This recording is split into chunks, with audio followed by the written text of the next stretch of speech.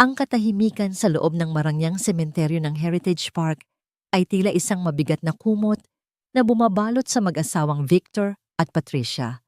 Sa loob ng 5 taon tuwing linggo ng umaga ito, ang kanilang naging ritual. Ang tunog lamang ng hanging umiihip sa mga dahon ng punong acacia at ang mahinang paghakbang ng kanilang mga sapatos sa semento ang maririnig.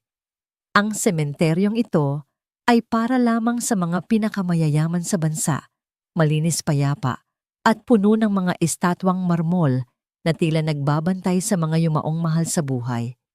Tumigil si Patricia sa tapat ng isang puntod na gawa sa puting granite. Maingat niyang inilapag ang isang kumpol ng mga sariwang puting rosas. 5 taon na ang nakalilipas mula nang mawala ang kanilang kaisa-isang anak na si Jack sa isang malagim na aksidente sa kotse.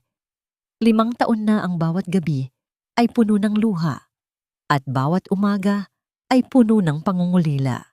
5 taon na Victor, bulong ni Patricia habang hinahaplos ang nakaukit na pangalan ni Jack sa granite. Parang kahapon lang nung huli ko siyang narinig na tumawa. Bumuntong huling si Victor at ipinatong ang kanyang kamay sa balikat ng asawa.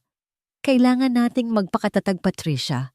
Alam mong hindi gusto ni Jax na makita tayong ganito habang buhay. Ngunit ang katahimikan ng umagang yon ay biglang nabasag. Mula sa malayo isang tunog ng bakal na kumakaladkad sa graba ang narinig. Isang tunog na hindi nababagay sa katahimikan ng lugar na yon. Lumingon sila Victor at Patricia sa direksyon ng kalsadang bato sa gilid ng mga libingan.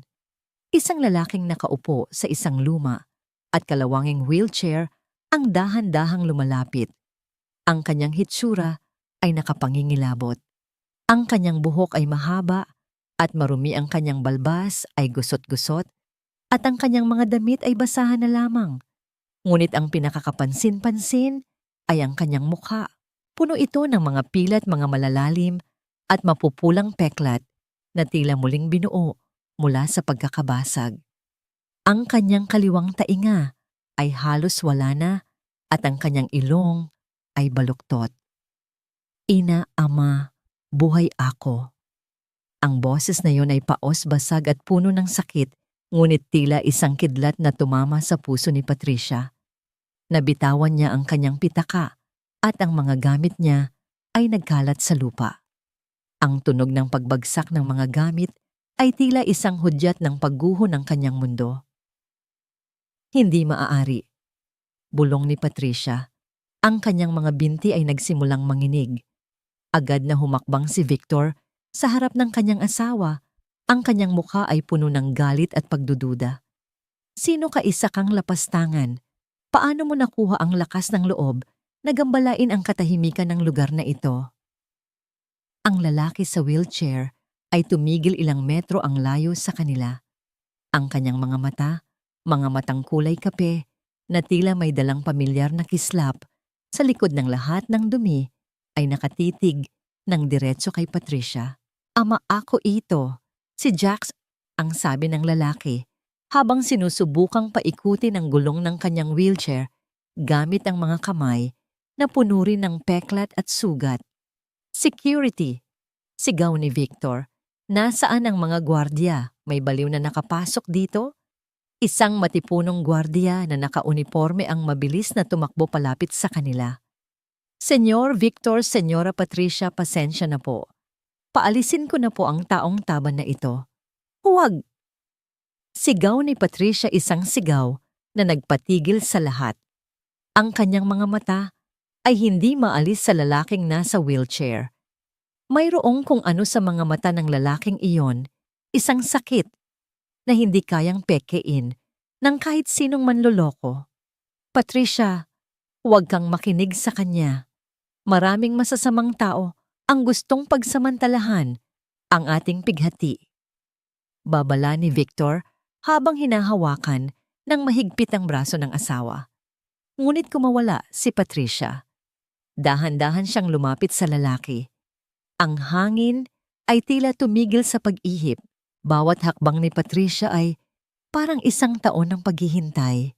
Nang malapit na siya, ang amoy ng kalsada ng dumi at ng hirap ay pumasok sa kanyang ilong, ngunit hindi siya natinag.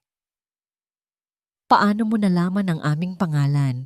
Tanong ni Patricia. Ang kanyang boses ay nanginginig sa takot at pag-asa. Ang lalaki ay pilit ng ngumiti, isang nangiting tabingi dahil sa kanyang mga pilat. Ipinanganak ako noong 15 ng Marso 1995 sa Makati Medical Center. Ang unang salitang binigkas ko ay hindi mama, kundi kotse dahil mahilig si ama sa mga sasakyan. Noong 7 taon ako, nahulog ako sa puno ng santol sa likod ng ating bahay at nabali ang aking kaliwang braso. Mas malakas pa ang yak mo kaysa sa akin, ina. Napahawak si Victor sa kanyang dibdib. Ang mga detalyeng iyon ay hindi alam ng publiko, ngunit hindi pa rin siya kumbinsido. Kahit sino ay pwedeng mag-imbento ng kwento. Maraming impormasyon ang pwedeng makuha sa mga lumang record. Ang lalaki sa wheelchair ay huminga ng malalim, isang tunog na tila hirap na hirap ang kanyang baga. Noong aking 15 kaarawan, binigyan niyo ako ng isang espesyal na kwintas. Gawa ito sa tungsten dahil sabi niyo, ito ang isa sa pinakamatibay na metal sa mundo, gaya ng pagmamahal niyo sa akin. Sa loob ng pendant, may nakasulat na, para sa aking maliit na bayani. Sa sandaling iyon, ang mundo ni Patricia ay tuluyang gumuho at muling nabuo. Ang kwintas na iyon ay ipinagawa nila ng lihim. Walang ibang nakakaalam ng nakasulat sa loob niyon maliban sa kanila ni Victor at ng platero. Jax, bulong ni Patricia. Ang kanyang mga binti ay tuluyan ng bumigay at napaluhod siya sa maduming semento sa harap ng wheelchair. Jax, ikaw nga ba yan, anak ko? Ina, bumalik ako, sabi ng lalaki habang umiiyak. Ang mga luha ay gumagawa ng malinis na landas sa kanyang maduming mukha. Hindi na napigilan ni Victor ang kanyang sarili. Lumapit siya at tiningnan ng malapitan ang mukha ng lalaki. Hinanap niya ang mga bakas ng bata na pinalaki niya ng binata na pinagmalaki niya. At doon sa ilalim ng mga pilat at paghihirap, nakita niya ang kanyang sarili. Kung ikaw si Jax, sino ang inilibing namin 5 taon na ang nakalilipas? Tanong ni Victor. Ang boses niya ay puno ng kalituhan at galit. Hindi ko alam, ama. Ang natatandaan ko lang ay ang apoy, ang pagsabog at ang lamig ng tubig ng ilog. Pagkatapos noon, kadiliman. Ang gwardiya ay nanatiling nakatayo sa gilid, hindi alam kung ano ang gagawin sa eksenang nasasaksihan. Ang mag-asawang milyonaryo na kilala sa pagiging matatag ay nakaluhod ngayon sa harap ng isang tila pulubi. Lahat sila ay humihikbi sa gitna ng sementeryo. Inalalayan ni Victor si Patricia na tumayo, ngunit ang kanyang mga mata ay hindi humihiwalay kay Jax. Kailangan nating umuwi. Ngayon din. Dadalhin natin siya sa bahay, Victor? Tanong ni Patricia habang hinahawakan ang maduming kamay ni Jax. Oo, pero bago ang lahat tatawagan ko ang ating doktor. Kailangan nating malaman ang totoo. Kung ito ay isang panaginip, ayaw ko nang magising. Pero kung ito ay isang panlilin lang, sisiguraduhin kong magsisisi ang sino mang gumawa nito. Isinakay nila si Jax sa kanilang marangyang sasakyan. Habang binabaybay ang daan pabalik sa kanilang mansyon sa Forbes Park, ang katahimikan sa loob ng sasakyan ay puno ng tensyon. Nakatingin si Jax sa labas ng bintana, pinagmamasdan ang mga gusali at kalsada na tila ngayon lang niya muling nakita. Pagdating sa harap ng malaking gate ng mansyon, mabilis itong bumukas. Ang mga katulong at gwardiya sa bahay ay nagtatakang nakatingin sa kanilang amo na may kasamang isang madusing na lalaki sa wheelchair. Lumabas si Jacinta, ang matandang tagapangalaga ng bahay na nagsilbi na sa pamilya ng 3 dekada. Senyora Patricia, ano pong nangyayari? Bakit may kasama kayong? Naputol ang pagsasalita ni Jacinta nang tumingin sa kanya ang lalaki sa wheelchair. Nana Jacinta, mahinang sabi ni Jax. Gusto ko po ng inyong tinolang manok, yung maraming malunggay. Binitawan ni Jacinta ang hawak niyang tray ng tubig. Ang tunog ng nabasag na baso ay umalingaw-ngaw sa malawak na garahe. Diyos ko po, Senyorito Jax. Ihanda mo ang kanyang kwarto, Jacinta. Utos ni Victor bagamat ang kanyang boses ay may halong pangamba. At tawagan mo si Dr. Santos. Sabihin mong kailangan ko siya rito sa loob ng 30 minuto. Habang inaalay nila si Jax, papasok sa mansyon isang itim na sasakyan, ang dahan-dahang huminto sa kabilang panig ng kalsada. Mula sa loob ng sasakyan, isang pares ng mga mata, ang matamang nakamasid sa bawat galaw nila. Si Christian, ang kapatid ni Victor, ay dahan-dahang ibinaba ang kanyang salamin sa mata. Ang kanyang mga kamay ay mahigpit na nakahawak sa manibela hanggang sa mamuti ang kanyang mga buko-buko.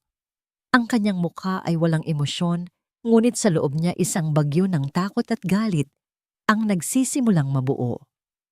Hindi maari, bulong ni Christian sa kanyang sarili. Pinanood ko ang pagsabog, walang sino mang makakaligtas doon. Kinuha ni Christian ang kanyang telepono at mabilis na nagdial ng isang numero. Kailangan nating mag-usap. Ngayon din, may multong nagpakita sa mansyon. Sa loob ng bahay inilagay si Jack sa malambot na sofa sa sala. Ang bawat sulok ng bahay ay tila sumisigaw ng alaala sa kanya. Ngunit habang nakatingin siya sa paligid, ang kanyang paningin ay natuon sa isang malaking litrato sa itaas ng fireplace. Ito ay ang litrato ng kasal ni na Christian at Sia, ang babaeng dapat sana ay pakakasalan ni Jax 5 taon na ang nakalilipas. Isang matinding hapdi ang naramdaman ni Jax sa kanyang dibdib, mas masakit pa kaysa sa anumang pilat sa kanyang katawan.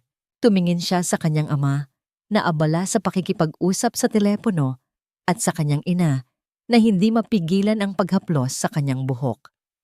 Alam ni Jax na ang kanyang pagbabalik ay simula lamang ng isang mas malaking laban.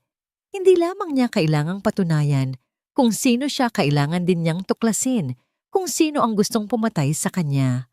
At sa bawat segundo na dumadaan, nararamdaman niya ang panganib na muling bumabalot sa mansyong ito. Maligayang pagbabalik sa impyerno, Jax, bulong niya sa kanyang sarili habang nakatingin sa mukha ng kanyang tito Christian sa litrato. Ang unang gabi ng kanyang pagbabalik ay hindi naging tahimik.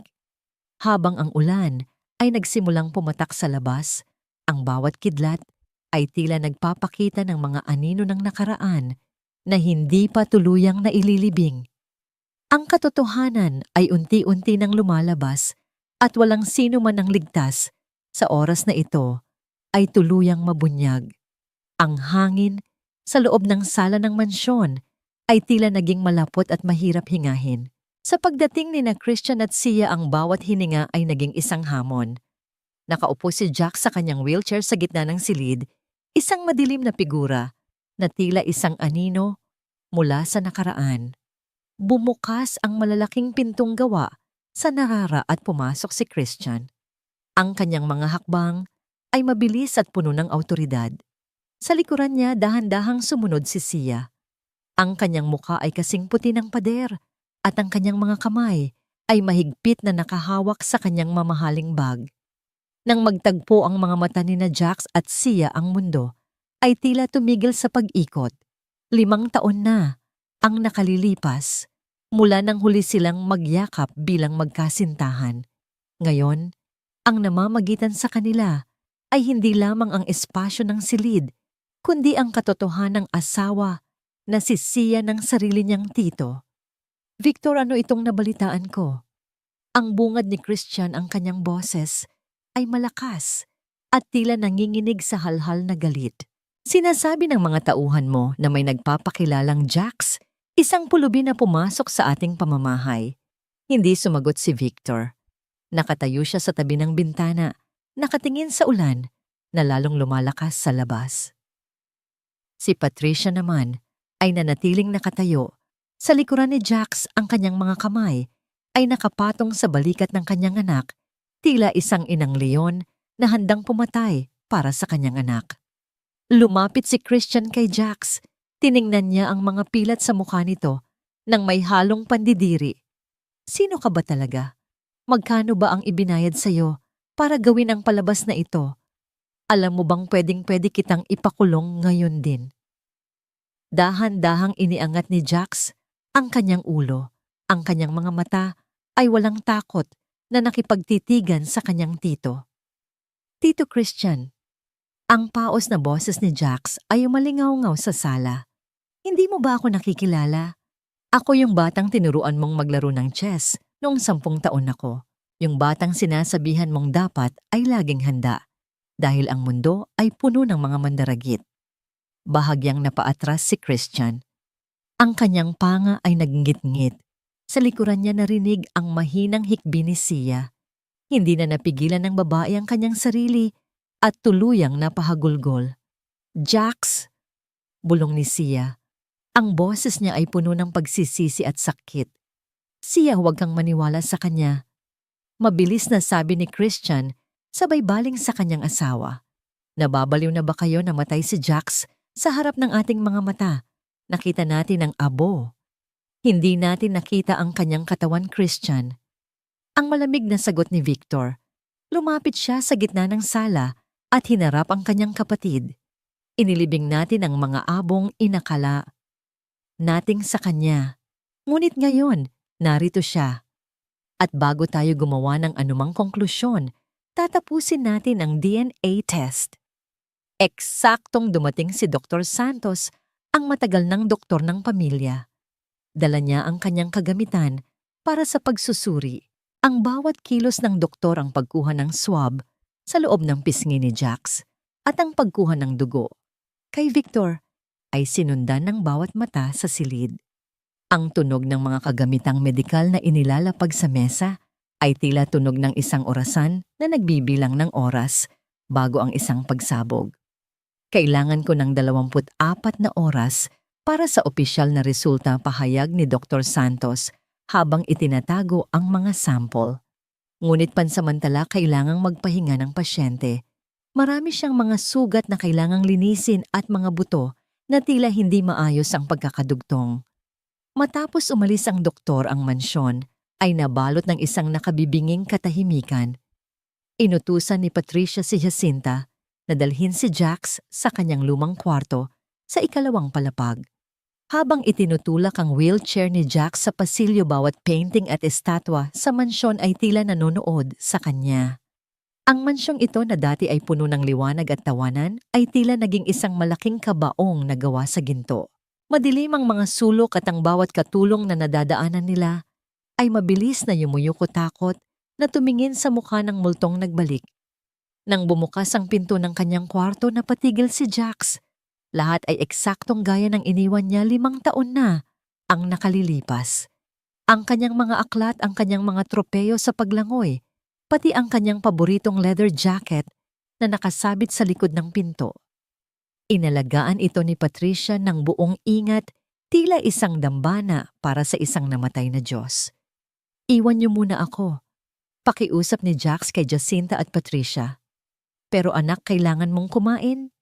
Sabi ni Patricia habang hinahaplos ang kanyang pisngi.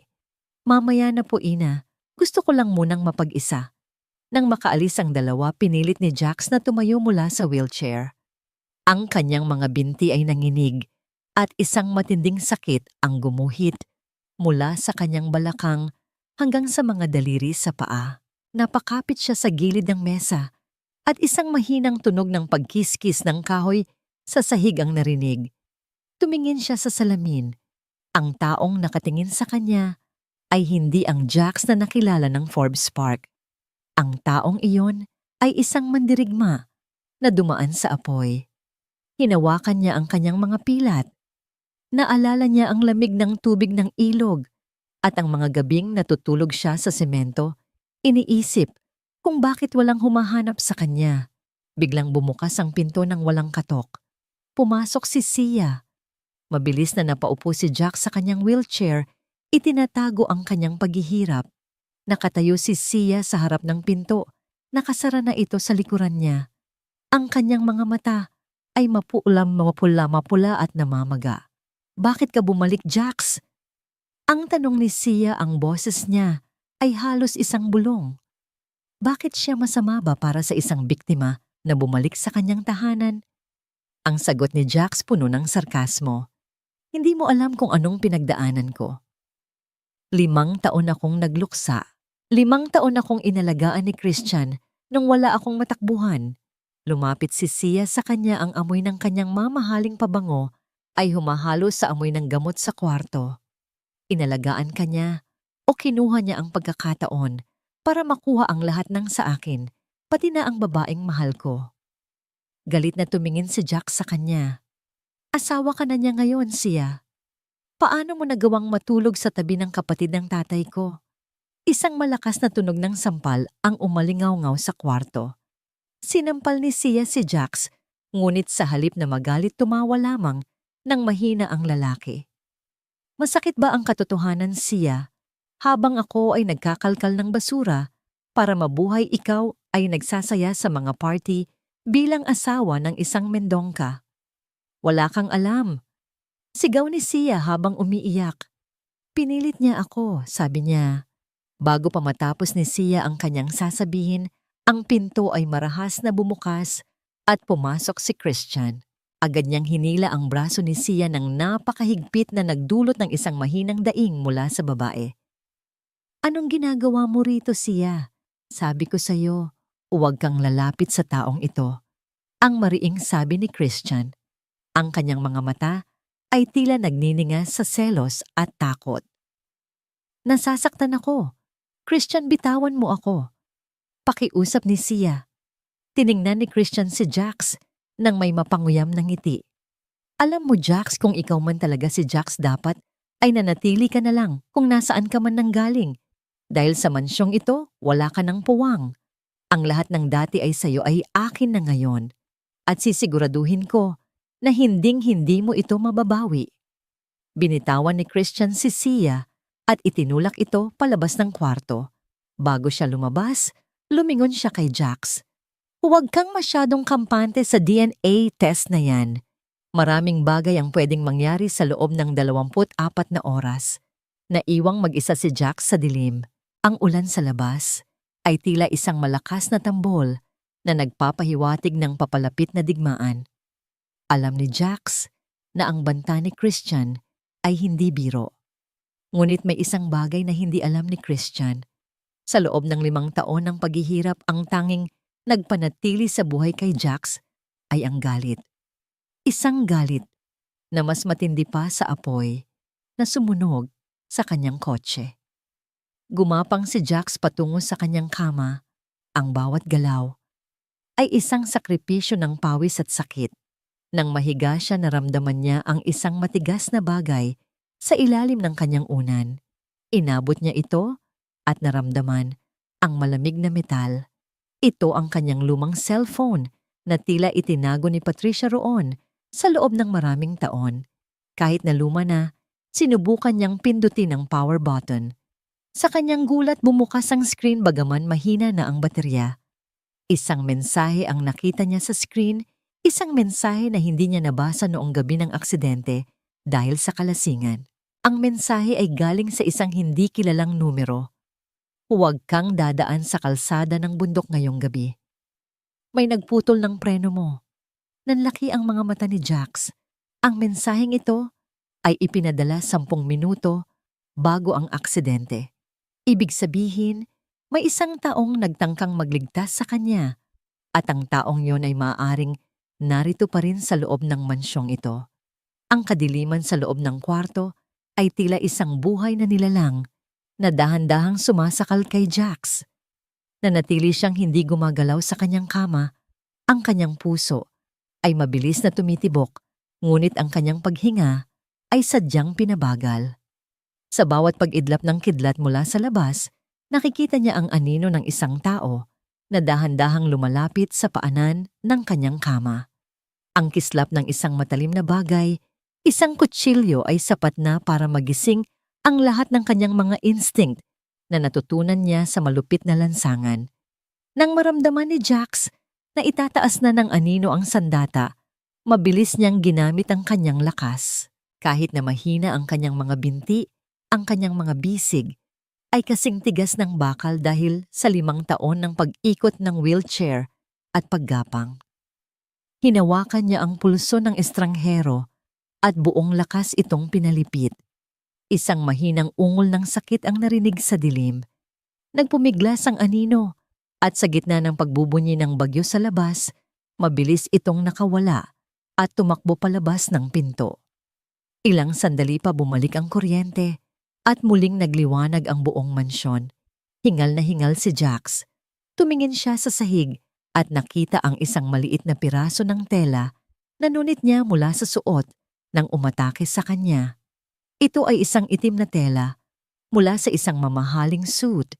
Hindi ito galing sa isang magnanakaw sa labas. Ang kaaway ay nasa loob mismo ng bahay na ito.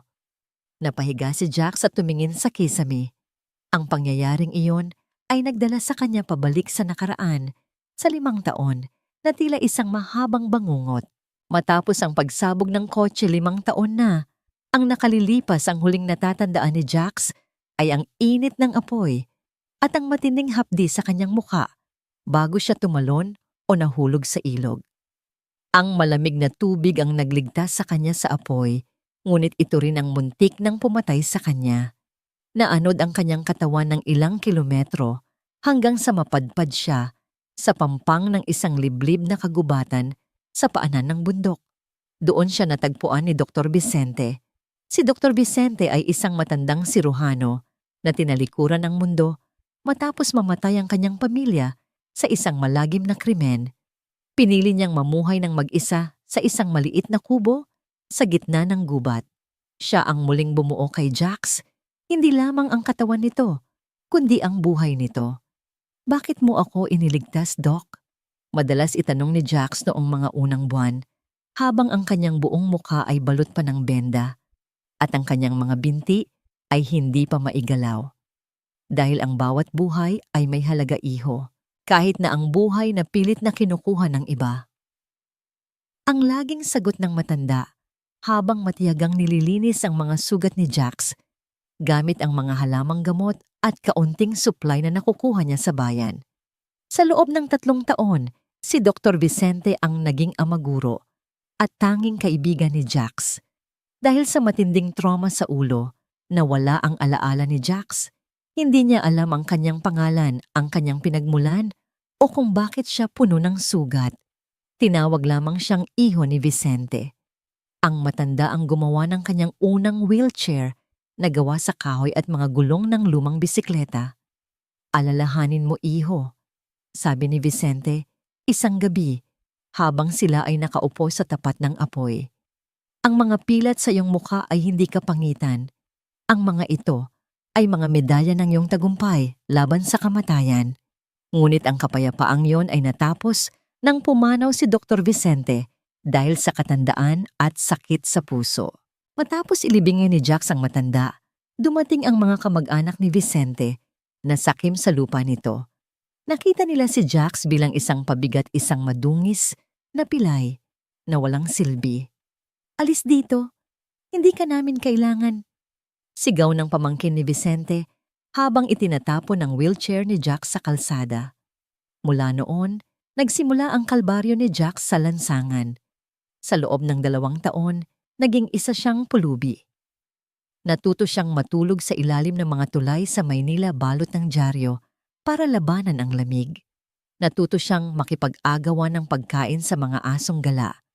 Naranasan niyang sipain ng mga batang hamog at pandirihan ng mga taong dumadaan. Limos po para lang sa pagkain, ang laging sambit ni Jax, habang ang kanyang mga mata ay nakatitig sa mga sapatos ng mga taong hindi man lang siya tinitingnan.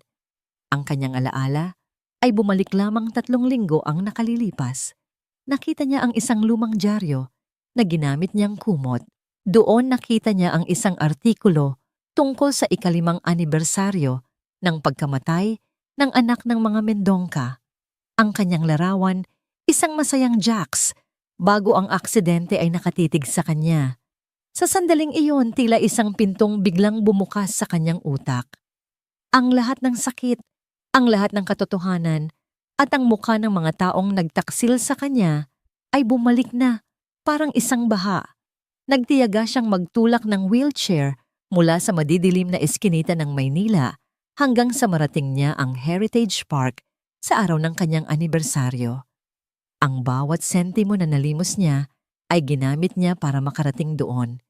Ang tanging baon niya ay ang galit at ang determinasyong makuha ang hustisya. Bumalik ang kamalayan ni Jack sa kasalukuyan nang marinig niya ang mahinang pagkatok sa pinto.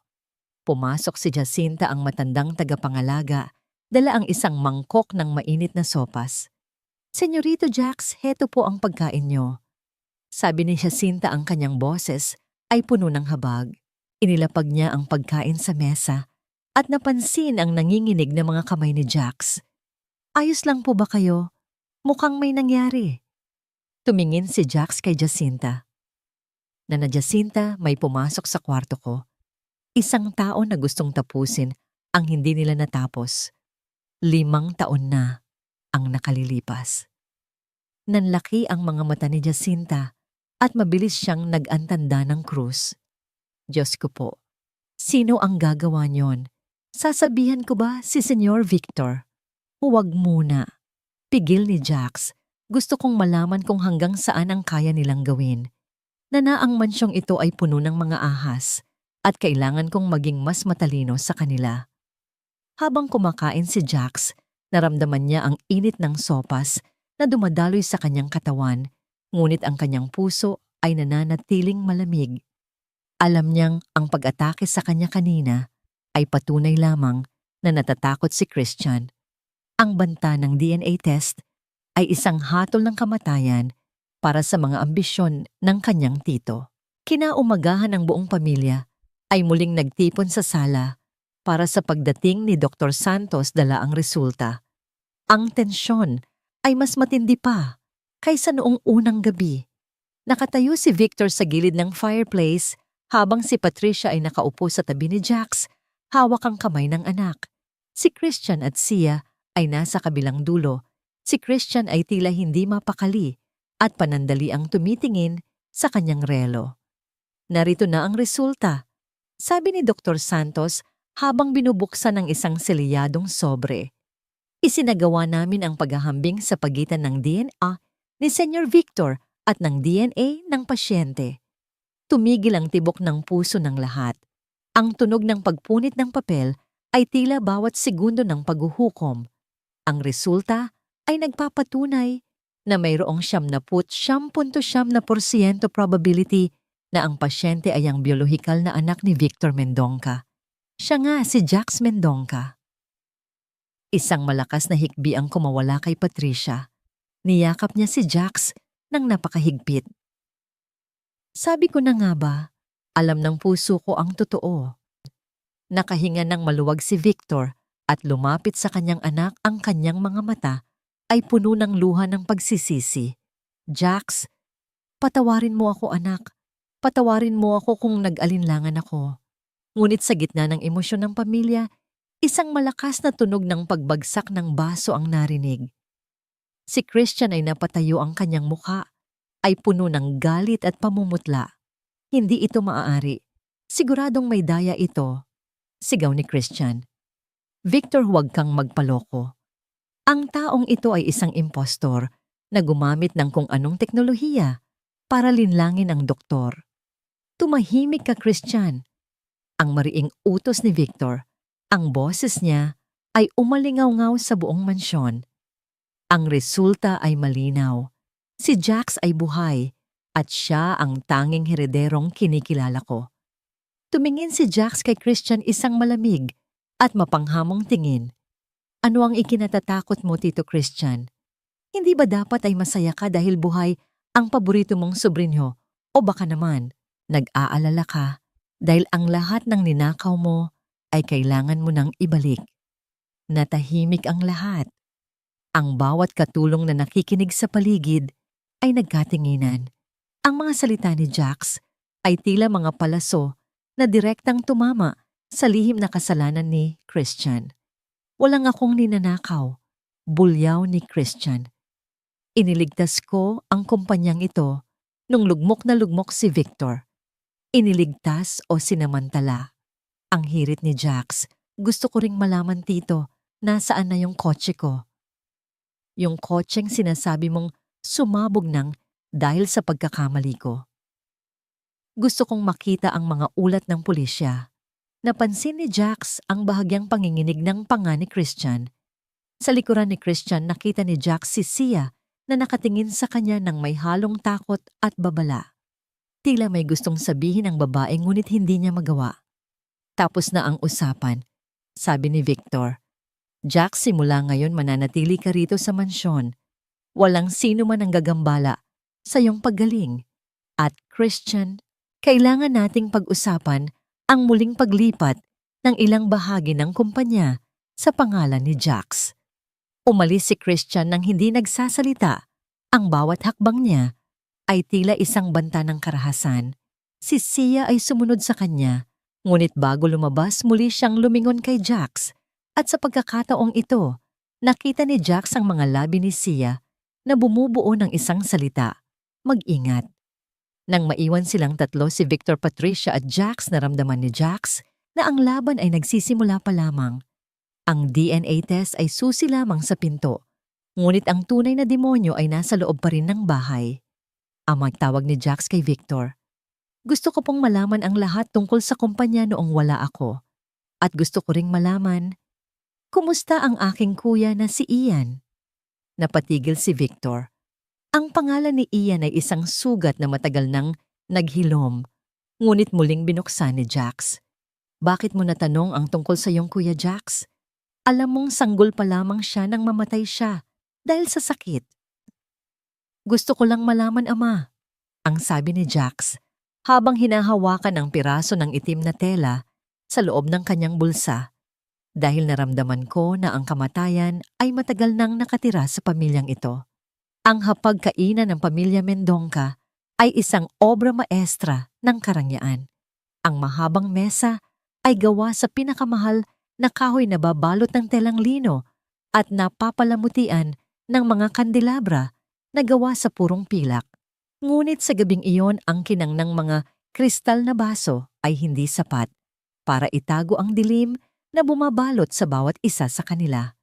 Ito ang unang pagkakataon na ang buong pamilya ay formal na magsasalo-salo simula nang magbalik si Jax mula sa libingan. Nakaupo si Victor sa kabisera, ang kanyang mukha ay seryoso at malalim ang iniisip. Sa kanyang kanan ay si Patricia na bawat galaw ay puno ng pag-aalaga kay Jax na nasa kanyang wheelchair sa tabi niya. Sa kabilang panig naman ay sina Christian at Sia. Ang katahimikan sa loob ng silid ay sadyang mabigat. Tanging ang tunog ng mga kubyertos na tumatama sa mamahaling porselana ang maririnig, isang tunog na tila bawat kiskis ay nagpapataas ng tensyon sa paligid. Napakasarap ng niluto ni Jacinta. Pagsisimula ni Patricia, sinusubukang basagin ng yelo sa pagitan nila. Ito ang mga paboritong pagkain ni Jax. Ang kare-kare at ang crispy pata na dati ay halos ubusin niya ng mag-isa. Tiningnan ni Christian si Jax nang may mapang-uyam na tingin. Sana ay kayang tunawin ng iyong tiyan ang ganitong kasarap na pagkain, Jax. Pagkatapos ng 5 taon na pagkain sa kung saan-saang basurahan, baka mabigla ang iyong katawan. Napatigil si Patricia sa kanyang pagkain. Ang kanyang mga kamay ay napahawak ng mahigpit sa kanyang table napkin. Christian, sapat na ang pang-iinsulto. Ang anak ko ay nagpapagaling pa. Pansin ko rin, Jax. Patuloy ni Christian, hindi pinapansin ang kanyang hipag. Ang iyong mga kamay ay nanginginig pa rin habang humahawak ng kutsara.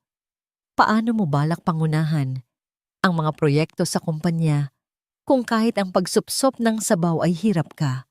Ang Mendonca Emprendimentos ay hindi isang charity institution para sa mga may kapansanan. Isang mahinang tunog ng pagbagsak ng kutsara ang narinig mula kay Sia. Nakayuko ang babae, ang kanyang mga mata ay nakatuon lamang sa kanyang plato. Christian, please. Huwag ngayon, mahinang pakiusap ni Sia. Bakit siya katotohanan lamang ang sinasabi ko? Sagot ni Christian habang umiinom ng alak. Tingnan mo siya. Ang mukha niya ay tila isang mapa ng trahedya, isang halimaw na hindi na makakaangkop sa mataas na lipunan ng Maynila. Hindi ba siya maswerte ka at hindi mo kailangang magising gabi-gabi sa tabi ng ganyang hitsura? Ang mga salitang iyon ay tila isang lason na ibinuhos sa gitna ng hapag. Ang mukha ni Patricia ay namula sa galit. Bago pa makapagsalita si Victor, tumayo si Patricia mula sa kanyang upuan. Ang tunog ng kanyang upuan na kumiskis sa sahig ay tila isang hudyat ng gyera. Lumakad si Patricia patungo sa pwesto ni Christian. Sa isang iglap, isang malakas na tunog ng palad na tumama sa balat ang umalingaw-ngaw sa buong silid. Isang malutong na sampal ang dumapos sa pisngi ni Christian, dahilan upang mapalingon ang kanyang ulo sa gilid. Lapastangan ka. Sigaw ni Patricia, ang kanyang boses ay nanginginig sa matinding puot. Wala kang karapatang pagsalitaan ng anak ko nang ganyan sa loob ng pamamahay na ito. Nakalimutan mo na ba kung kaninong dugo at pawis ang nagtayo ng pundasyon ng kumpanyang kinakatawan mo? Hinawakan ni Christian ang kanyang pisngi, isang madilim na ngiti ang sumilay sa kanyang mga labi. Ang matapang na si Patricia, ang inang bulag sa katotohanan. Christian, lumabas ka na. Ang malamig na utos ni Victor. Hindi kita pinapunta rito para bastusin ang pamilya ko. Pamilya Victor, ako ang pamilya mo. Sagot ni Christian habang tumatayo. Ang taong iyon ay isang banta sa lahat ng pinaghirapan natin. At ikaw siya? Ano pang hinihintay mo, tumayo ka na riyan? Ngunit hindi gumalaw si Sia. Nakatitig lamang siya kay Jax. Sa unang pagkakataon sa gabing iyon, nagsalita si Jax. Ang kanyang boses ay hindi na paos gaya noong unang araw. Ito ay buo, matigas at puno ng awtoridad. Tito Christian, tawag ni Jax. Bago ka umalis, may gusto lang akong itanong. Noong gabing maaksidente ako, bakit mo binigyan ng pera ang mekaniko ng aming pamilya sa isang lihim na tagpuan sa likod ng gusali? Napatigil si Christian sa paghakbang. Ang kanyang likuran ay tila naging tuwid, gaya ng isang poste. Dahan-dahan siyang lumingon kay Jax, ang kanyang mga mata ay naniningkit sa takot na itinatago ng galit. Anong mekaniko? Hindi ko alam ang sinasabi mo. Mukhang pati ang utak mo ay nadamay sa aksidente, depensa ni Christian. Naalala ko na ang lahat, tito, patuloy ni Jax habang tinititigan ng kanyang tito nang walang kurap. Naalala ko na bago ako sumakay sa kotse ni Leo, nakita kita sa garahe. May hawak kang itim na tela, gaya ng tela na nakuha ko sa kamay ng taong nagtangkang pumatay sa akin kagabi rito, sa kwarto ko. Isang nakabibinging katahimikan ng muling namayani. Ang mukha ni Victor ay unti-unting nagbago mula sa pagkagulat patungo sa matinding hinala. Tumingin si Victor sa kanyang kapatid, hinahanap ang anumang bakas ng pagkakasala. Christian, totoo ba ito? Tanong ni Victor, ang kanyang boses ay tila isang babala ng isang darating na bagyo. Kalokohan, Victor. Maniniwala ka ba sa isang taong galing sa mental trauma? Bulyaw ni Christian. Siya, tara na. Hindi ako mananatili sa lugar na puno ng kasinungalingan. Hinila ni Christian ang braso ni Sia ng marahas. Napadaing si Sia sa sakit, ngunit bago pa man sila makalabas ng silid, isang kumpas ng kamay ni Jax ang nagpahinto sa lahat. Tito, naiwan mo ito, sabi ni Jax habang inilalabas ang isang maliit na cufflink na gawa sa ginto na may titik C. Nakuha ko ito sa sahig ng kwarto ko matapos ang pag-atake kagabi. Siguradong mahal ito, kaya ibinibigay ko na sayo. Ang mukha ni Christian ay tila nawalan ng dugo. Mabilis niyang kinuha ang cufflink at lumabas ng silid nang hindi lumilingon. Halos kaladkarin na niya si Sia palabas ng mansyon. Nang makaalis ang dalawa, tila nawalan ng lakas si Patricia at napaupo sa kanyang upuan habang umiiyak. Agad siyang dinaluhan ni Victor. Si Jax naman ay nanatiling kalmado, ngunit ang kanyang mga kamao ay nakakuyom sa ilalim ng mesa.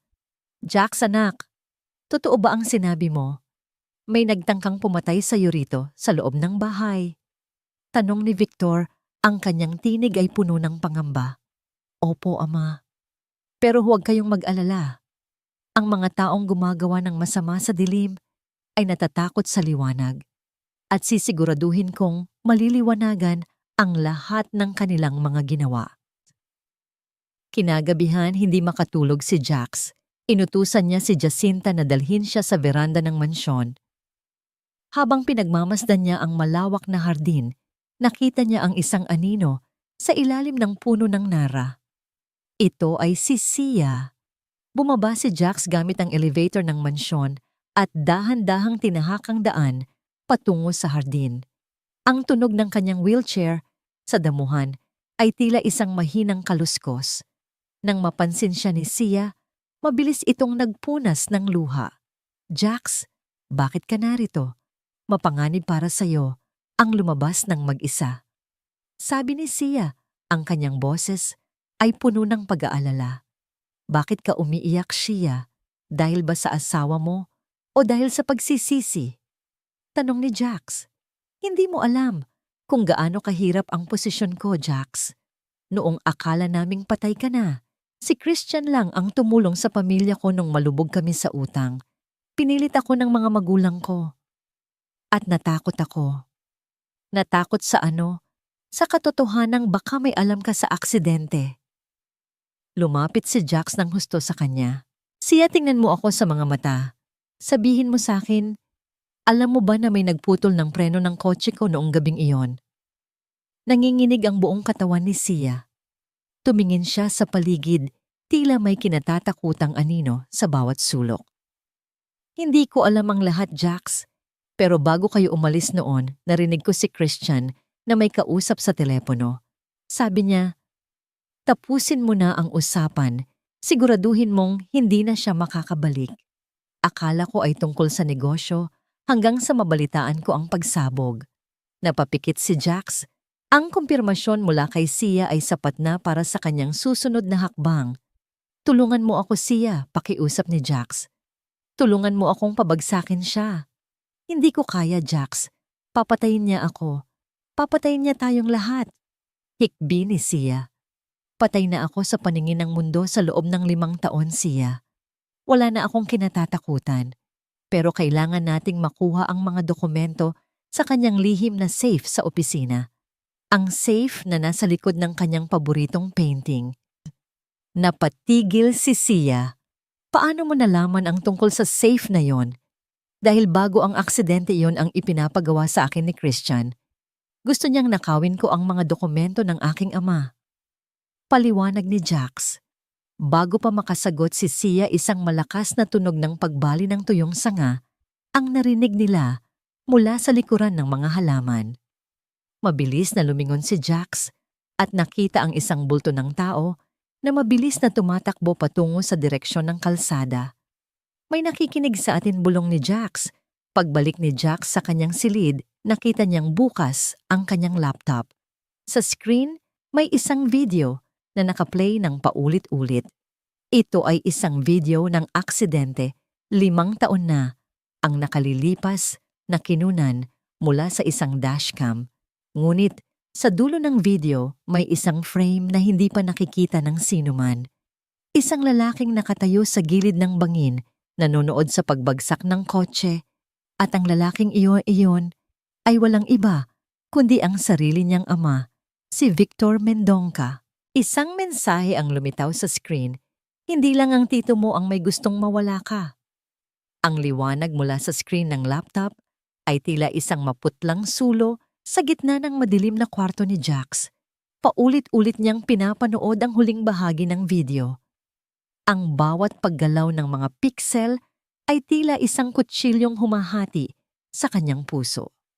Doon sa tuktok ng bangin nakatayo, ang isang lalaki habang pinapanood ang pagbulusok ng kotse ni Jax patungo sa kamatayan. Kahit malabo ang kuha ang tindig ang suot na coat at ang paraan ng paghawak ng lalaki sa kanyang noo ay hinding-hindi maikakaila ni Jax. Iyon ang kanyang ama, si Victor Mendonca. Bakit, ama? Bulong ni Jax, ang kanyang boses ay nanginginig sa pagitan ng paghikbi at galit. Bakit ka nandoon? Bakit mo hinayaang mangyari ito? Isang mensahe ang kumikislap sa screen. Hindi lang ang tito mo ang may gustong mawala ka. Hindi nakatulog si Jack sa buong magdamag. Ang imahe ng kanyang ama sa tuktok ng bangin ay tila isang multo na sumasakal sa kanya. Kinaumagahan maaga siyang nagising at inutusan si Jacinta na dalhin siya sa opisina ni Victor sa loob ng mansyon. Alam niyang umalis ang kanyang ama para sa isang mahalagang pulong sa labas. Senyorito Jax, baka magalit ang iyong ama. Pag-aalala ni Jacinta habang itinutulak ang wheelchair ni Jack. Ayaw niyang may pumapasok sa kanyang opisina kapag wala siya. Huwag kang mag-alala, Nana. May kailangan lang akong hanaping lumang libro para sa aking therapy. Ako ang bahala kay ama. Paninigurado ni Jax. Nang maiwan siyang mag-isa sa loob ng malawak na opisina, naramdaman ni Jax ang bigat ng awtoridad sa silid na yon. Ang amoy ng mamahaling tabako at lumang papel ay nanunuot sa kanyang ilong. Agad siyang nagtungo sa malaking archive cabinet sa sulok. Alam niya kung saan itinatago ni Victor ang susi sa likod ng nakapakong frame ng larawan ng kanyang lolo. Sa isang mahinang tunog ng pagpihit at ng kandado, bumukas ang cabinet. Nagkalkal si Jack sa mga tumpok ng mga folder, mga kontrata, titulo ng lupa at mga balanse ng kumpanya. Ngunit sa pinakailalim nakakita siya ng isang pulang folder na may tatak na personal, huwag buksan. Binuksan ni Jack ang folder at ang kanyang mga mata ay nanlaki sa mga dokumentong naroon. Hindi ito tungkol sa negosyo lamang. Ito ay tungkol sa mga ilegal na transaksyon, mga resibo ng suhol sa mga opisyal ng gobyerno para makuha ang mga malalaking proyekto sa konstruksyon. Ngunit ang pinakamabigat ay ang isang sulat na isinulat ng kamay, ang sulat ni Christian para kay Victor. Victor, alam mo ang alam ko. Alam mo ang mangyayari kung lalabas ang katotohanan ito. Kulungan para sa iyo, para sa akin, at para sa lahat ng sangkot. Hindi kita gustong sirain, kapatid kita, pero hindi rin ako lulubog ng mag-isa.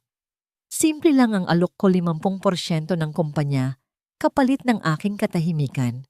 Mananatili ang iyong kalayaan. Mananatili ang aking bibig na nakasara. Huwag mo akong itulak sa pader. Nawalan ka na ng isang anak. Hindi mo na kailangang mawalan pa ng isa pa. Nabitawan ni Jax ang sulat. Ang pangungusap na nawalan ka na ng isang anak ay tila isang sampal sa kanya. Ibig sabihin, alam ni Victor na may ginagawang masama si Christian, ngunit mas pinili niyang protektahan ang kanyang sarili at ang kumpanya kaysa sa hustisya para kay Jax. At ang mas nakapangingilabot ang banta ni Christian ay tila nagpapahiwatig na may kinalaman din siya sa pagkamatay ng panganay na anak ni Victor na si Ian. Diyos ko, bulong ni Jax. Ipinagpalit ako ng sarili kong ama para sa pera at kalayaan.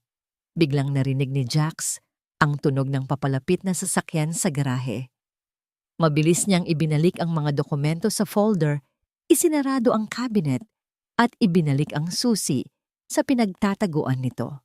Gamit ang lahat ng kanyang lakas, pinaikot niya ang kanyang wheelchair patungo sa gitna ng silid, nagpapanggap na nagbabasa ng isang libro. Bumukas ang pinto at pumasok si Victor. Bakas sa mukha nito ang pagod at tensyon. Nang makita niya si Jax, napatigil siya. Jax, anong ginagawa mo rito? Tanong ni Victor, ang kanyang boses ay may halong hinala. Naghahanap lang ako ng mababasa, ama. Gusto ko sanang alalahanin ang mga paborito nating kwento noong bata pa ako. Sagot ni Jax, pilit na pinapakalma ang kanyang boses kahit na ang kanyang puso ay tila gustong lumabas sa kanyang dibdib.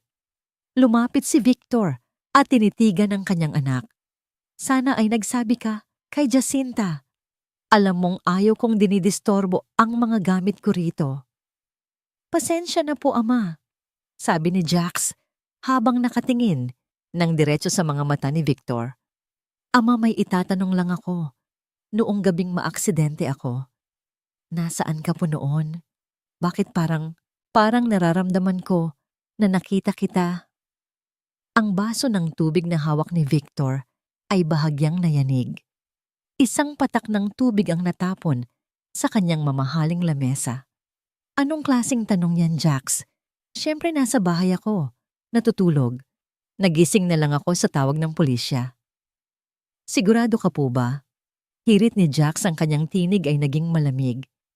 Dahil sa mga panaginip ko, nakikita ko ang isang lalaking kamukha mo sa tuktok ng bangin, nanunood habang sumasabog ang kotse ko. Isang malakas na tunog ng pagbagsak ng kamao sa mesa ang bumasag sa usapan. Nagalit si Victor, ang kanyang mukha ay namula. Tama na ang mga imahinasyon na yan, Jax. Ang trauma mo ay nagpapahirap sa iyong pag-iisip. Huwag mong pagbintangan ang sarili mong ama na naging katuwang mo sa pagdadalamhati. Patawad po, ama. Mahinang sabi ni Jax, ngunit sa loob niya alam na niya ang totoo. Ang reaksyon ni Victor ay hindi reaksyon ng isang inosenteng tao. Ito ay reaksyon ng isang taong huling-huli sa kanyang kasinungalingan. Lumabas si Jax sa opisina, ngunit bago siya makalayo, nakasalubong niya si Patricia. Hawak ni Patricia ang isang maliit na tray ng gamot at isang baso ng gatas. Baka sa kanyang mukha ang pag-aalala nang makita ang panginginig ng mga kamay ng kanyang anak. Jax, ayos ka lang ba? Bakit ka galing sa opisina ng iyong ama? Alam mong mainit ang ulo niya ngayon dahil sa mga problema sa kumpanya. Malambing na tanong ni Patricia habang hinahaplos ang noo ni Jax. Tumingin si Jax sa kanyang ina. Sa sandaling iyon, gusto niyang isigaw ang lahat ng kanyang natuklasan. Gusto niyang itanong kung alam ba nito na ang asawa nito ay isang tiwali at duwag na ama. Ngunit nakita niya ang pagmamahal sa mga mata ni Patricia, isang pagmamahal na naging tanging sandigan nito sa loob ng 5 taon. Hindi niya kayang wasakin ang puso ng kanyang ina sa isang iglap. Wala po ito, ina. May hiniram lang akong gamit. Pagsisinungaling ni Jax. Magpapahinga na po ako. Nang makabalik sa kanyang kwarto, hindi mapakali si Jax. Ang pulang folder na kanyang nakita ay nagbukas ng isang malaking hukay ng mga katanungan. Kung totoo ang banta ni Christian, sa sulat ibig sabihin ay hindi lang si Jax ang biktima sa pamilyang ito. Ang kanyang kuya na si Ian, na pumanaw noong sanggol pa lamang, ay maaaring pinatay din. Kinuha ni Jax ang kanyang luma at sirang cellphone. Sinubukan niyang kalikutin ang mga lumang mensahe. Doon nakita niya ang isang nakasave na draft na hindi niya natandaang isinulat niya. Ang petsa ay isang araw bago ang kanyang aksidente. Alam ko na ang ginawa mo kay Ian. Hindi ako mananatiling tahimik. Nanlamig ang buong katawan ni Jax. Hindi si Victor ang kausap niya sa draft na yon. Malamang ay si Christian. Ibig sabihin, bago pa ang aksidente nalaman na ni Jax ang madilim na lihim ng kanyang tito. Iyon ang dahilan kung bakit kailangang mamatay ni Jax. Hindi lang ito tungkol sa kumpanya. Ito ay tungkol sa pagtatakip ng isang krimen na nangyari 20 taon na ang nakalilipas. Isang mahinang kaluskos ang narinig ni Jax mula sa kanyang balkonahe. Mabilis niyang itinago ang cellphone sa ilalim ng kanyang kumot. Dahan-dahang bumukas ang sliding door at pumasok si Sia. Hingal na hingal siya at tila galing sa pagtakbo. Jax, bulong ni Sia, ang kanyang mga mata ay puno ng takot. Kailangan nating mag-usap. Narinig ko si Christian kanina sa telepono. May balak siyang gawin bukas sa press conference ng kumpanya. Anong balak, Sia? Tanong ni Jax habang pilit na inuupo ang sarili ng maayos. Ipapahayag niya na ikaw ay hindi karapat-dapat na tagapagmana dahil sa iyong mental condition. May hawak siyang mga pekeng dokumento mula sa isang psychiatrist na nagsasabing ikaw ay may malalang psychosis at ang iyong mga alaala ay gawa-gawa lamang. Kapag nangyari iyon, mawawalan ka ng karapatan sa lahat at habang buhay kang maikukulong sa isang institusyon. Napangiti ng mapait si Jax. Ganyan talaga siya kaduwag. Hindi niya ako kayang patayin ng harapan kaya sisirain niya ang aking pagkatao. May iba pa, Jax. Dagdag ni Sia, ang kanyang boses ay nanginginig. May nakita akong susi sa gamit niya. Isang susi na may label na safety deposit box. Iyan, Jax, baka may iniwan ng kuya mo o baka may ebidensya roon tungkol sa nangyari sa kanya. Hinawakan ni Jax ang kamay ni Sia. Sia, kailangan nating makuha ang susing iyon. Iyon na lang ang tanging paraan para malaman ang buong katotohanan. Pero Jax, kung mahuli niya ako, hindi ko na alam ang gagawin niya sa akin. Nitong mga huling araw, nagiging marahas na siya. Lagi siyang may dalang baril. Higbi ni Sia. Huwag kang mag-alala. Magtiwala ka sa akin. Gagawa tayo ng paraan. Paninigurado ni Jax. Ngunit sa gitna ng kanilang pag-uusap, biglang bumukas ang ilaw sa balkonahe. Isang anino ang nabuo sa sahig. Nakatayo roon si Victor, ang kanyang ama. Madilim ang mukha nito at ang kanyang mga mata ay nakatitig sa magkahawak na kamay nina Jax at Sia. Sia, anong ginagawa mo rito sa kwarto ng anak ko sa kalaliman ng gabi? Ang tanong ni Victor, ang boses niya ay mababa, ngunit puno ng panganib. Napabitaw si Sia at napayuko. Senyor Victor, gusto ko lang pong kumustahin si Jax. Umuwi ka na, Sia. Bago ka pa maabutan ni Christian dito at magkaroon ng isa pang iskandalo, utos ni Victor. Nang makaalis si Sia, hinarap ni Victor ang kanyang anak. Lumapit siya at kinuha ang laptop ni Jax na nasa ibabaw ng side table. Mabilis niyang tiningnan ang history nito. Alam ko ang hinahanap mo, Jax, sabi ni Victor habang nakatalikod. Alam kong nakita mo ang video. Alam kong pumasok ka sa opisina ko. Bakit, ama? Bakit mo hinayaang mangyari ang lahat? Sigaw ni Jax, ang kanyang galit ay hindi na mapigilan. Bakit ka nandoon sa bangin? Dahan-dahang lumingon si Victor.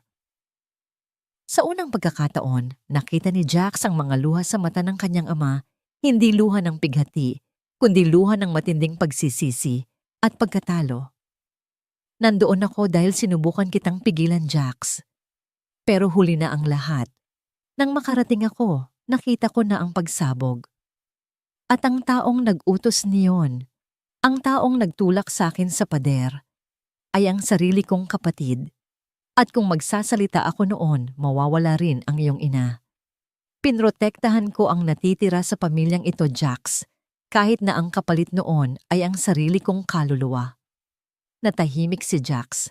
Ang katotohanan ay mas masakit pa kaysa sa kanyang inaasahan. Ang kanyang ama ay hindi pumatay, ngunit naging kasabwat sa pananahimik. Kung gusto mong labanan si Christian, hindi mo ito kayang gawin ng mag-isa, patuloy ni Victor. Buksan mo ang ilalim ng iyong kama. May iniwan ako roon. Gamitin mo yon ng tama. Matapos lumabas ni Victor agad, nakinapa ni Jax ang ilalim ng kanyang kama. Doon naramdaman niya ang isang maliit na recorder at isang luma, madugong kwintas na may pendant na puso. Ito ang kwintas na suot ni Ian nung mamatay ito. Ang sikat ng araw na pumapasok sa bintana ng silid ni Jax ay hindi sapat upang alisin ang ginawo na nararamdaman niya sa kanyang puso. Hawak pa rin niya ang recorder, ang mga salita ng kanyang ina na humihingi ng tawad sa yumaong sanggol na si Ian ay paulit-ulit na naglalaro sa kanyang isipan. Isang malaking katanungan ang bumabagabag sa kanya, biktima ba ang kanyang ina ng pananakot ni Christian o mayroon itong mas madilim na papel sa trahedya ng kanilang pamilya? Hindi nagtagal, isang mahinang katok ang narinig sa pinto. Pumasok si Patricia, may dala itong tray ng almusal. Ang kanyang nangiti ay tila napakalinis, napaka-inosente. Anak, kailangan mong kumain ng mabuti. May mahalagang kaganapan sa kumpanya ngayong araw. Malambing na sabi ni Patricia. Tinitigan siya ni Jax ng matagal. Inamahal mo ba si Ian? Napatigil ang kamay ni Patricia sa pag-aayos ng plato. Ang kanyang mukha ay biglang naging matigas at ang kanyang mga mata ay umiwas ng tingin.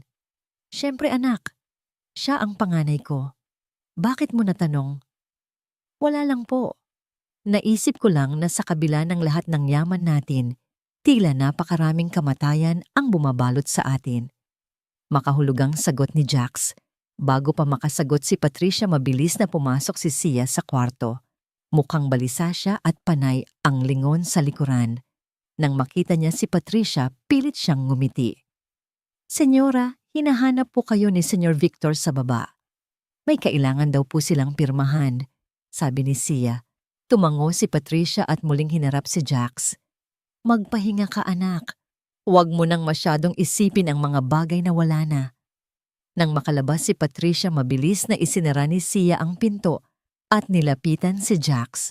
Inilabas niya ang isang maliit na susi mula sa kanyang bulsa, ang susing may label na Ian. Jax, nakuha ko ito. Bulong ni Sia. Nasa ilalim ito ng double lining ng briefcase ni Christian. Halos mahuli niya ako pero nagpanggap akong naghahanap ng gamot. Kinuha ni Jax ang susi, ang kanyang mga kamay ay nanginginig. Salamat Sia. Pero kailangan mong sabihin sa akin ang totoo. Bakit ka ba talaga nagpakasal sa kanya? Hindi sapat ang dahilan na utang ng pamilya mo. Napaupo si Sia sa dulo ng kama. Ang kanyang mga mata ay nagsimulang mapuno ng luha. Dahil sa isang video, Jax, noong gabing maaksidente ka, may ipinakita si Christian sa akin. Isang video kung saan makikita ang isang babaeng kamukha ko na kinakalikot ang makina ng kotse mo bago ka umalis. Alam kong hindi ako yon, pero ang anggulo ng kamera ay sadyang ginawa para magmukhang ako ang salarin. Nanlaki ang mga mata ni Jax. Ginamit niya yon para takutin ka. Oo, mabilis na itinago ni Jax ang susi sa ilalim ng kumot, ngunit huli na. Nakita ni Christian ang pagkilos ni Sia. Lumapit ang lalaki at marahas na hinila ang buhok ni Sia dahilan upang mapahiyaw ang babae sa sakit. Christian, bitawan mo siya. Sigaw ni Jax habang pilit na ibinabangon ang kanyang sarili mula sa wheelchair gamit ang kanyang mga braso. Wala kang pakialam, Pilay. Bulyaw ni Christian sabay tulak kay Sia sa sahig. Isang malakas na tunog ng pagbagsak ng katawan sa carpet ang narinig. Akala niyo ba ay hindi ko alam ang pinaggagawa niyo, Sia, ikaw na basura ka. Binigyan kita ng marangyang buhay, pero mas pinili mo pa ring lumandi sa multong ito. Muling sinubukan ni Christian na sipaing si Sia, ngunit bago pa man dumapo ang kanyang sapatos, isang mabilis na paggalaw ang ginawa ni Jax. Gamit ang kanyang wheelchair, buong lakas niyang ibinalibag ang sarili patungo kay Christian. Ang banggaan ng wheelchair at ng mga binti ni Christian ay nagdulot ng isang matinding tunog ng pagkiskis. Nawala ng balanse si Christian at napahiga sa sahig. Sa kabila ng kanyang kapansanan, mabilis na ginapang ni Jax ang kanyang tito at hinawakan ng leeg nito ng napakahigpit. Ang mga kamay ni Jax na naging malakas dahil sa 5 taon ng paghihirap ay tila mga kadenang bakal na sumasakal kay Christian. Subukan mong hawakan ulit si Sia at sisiguraduhin kong huling hinga mo na ito. Ang banta ni Jax, ang kanyang mga mata, ay tila naglalabas ng apoy. Bibitawan mo ako. Hayop ka. Hirap na sabi ni Christian habang nangingitim ang muka. Dumating si Victor at Patricia dahil sa ingay. Gulat na gulat sila sa nasasaksihang eksena. Ang kanilang anak na Pilay ay nasa ibabaw ng kanyang tito at tila handang pumatay. Jax! Anak, tama na. Sigaw ni Victor habang pilit na inaawat si Jax. Patricia, tulungan mo ako. Nang sa wakas ay mapaghiwalay sila, tumayo si Christian na hinihingal at inayos ang kanyang nagusot na suit. Tumingin siya kay Victor nang may matinding galit. Nakita mo ba yan, Victor, ang anak mo ay isang baliw. Isang kriminal. Dapat siyang mabulok sa institusyon. Lumabas ka na, Christian? Ngayon din ang sigaw ni Victor. At isama mo ang asawa mo. Hindi ako sasama sa kanya. Sigaw ni Sia habang nakatayo sa likuran ni Jax. Victor, Patricia, May ebidensya kami. Si Christian ang pumatay kay Ian. Siya ang sumabotahe sa kotse ni Jax. Natahimik ang lahat. Ang pangalang Ian ay tila isang sumpa na nagpatahimik sa buong silid. Tumingin si Patricia kay Christian, ang kanyang mga mata ay puno ng hindi maipaliwanag na takot. Kasalanan niyo ang lahat, sabi ni Christian habang dahan-dahang lumalapit sa pinto.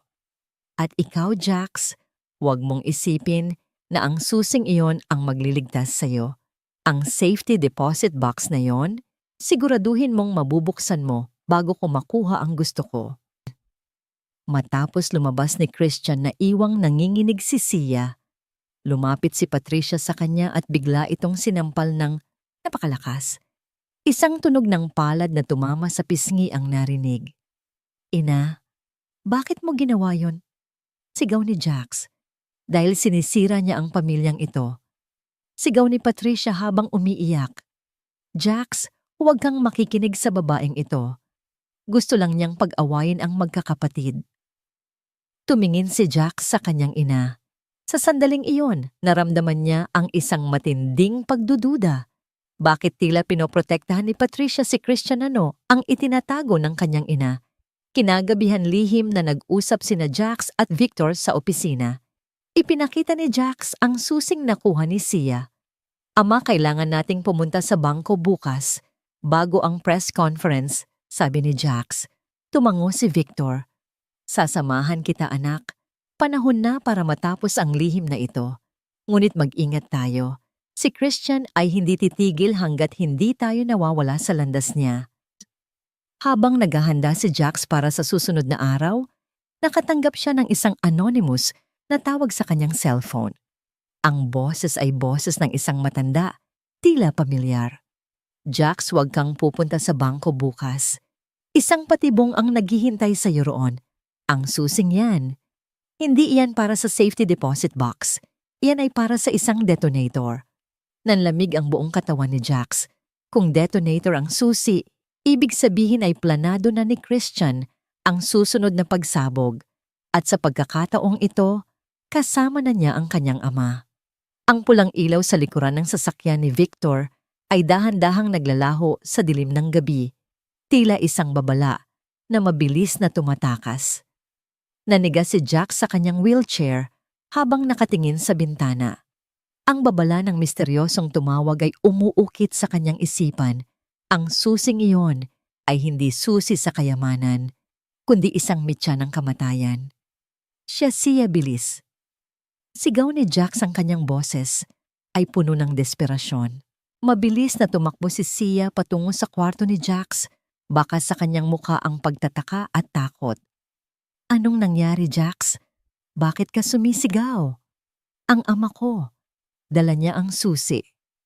Akala niya ay sa bangko ang punta niya, pero isang patibong ito ni Christian, kailangan natin siyang habulin. Hirap na paliwanag ni Jax habang pilit na inililipat ang kanyang katawan patungo sa gilid ng kama upang makapunta sa wheelchair. Hindi na nag-aksaya ng panahon si Sia. Inalalayan niya si Jax at kahit hirap, naisampa niya ang binata sa loob ng kanilang lumang sasakyan sa garahe. Sa kabila ng kanyang kapansanan, ang bawat galaw ni Jax ay puno ng determinasyon. Hindi niya hahayaang muling makuha ng kamatayan ang isa pang miyembro ng kanyang pamilya. Sia, bilisan mo. Huwag mong hahayaang mawala. Sa paningin natin ang sasakyan ni ama.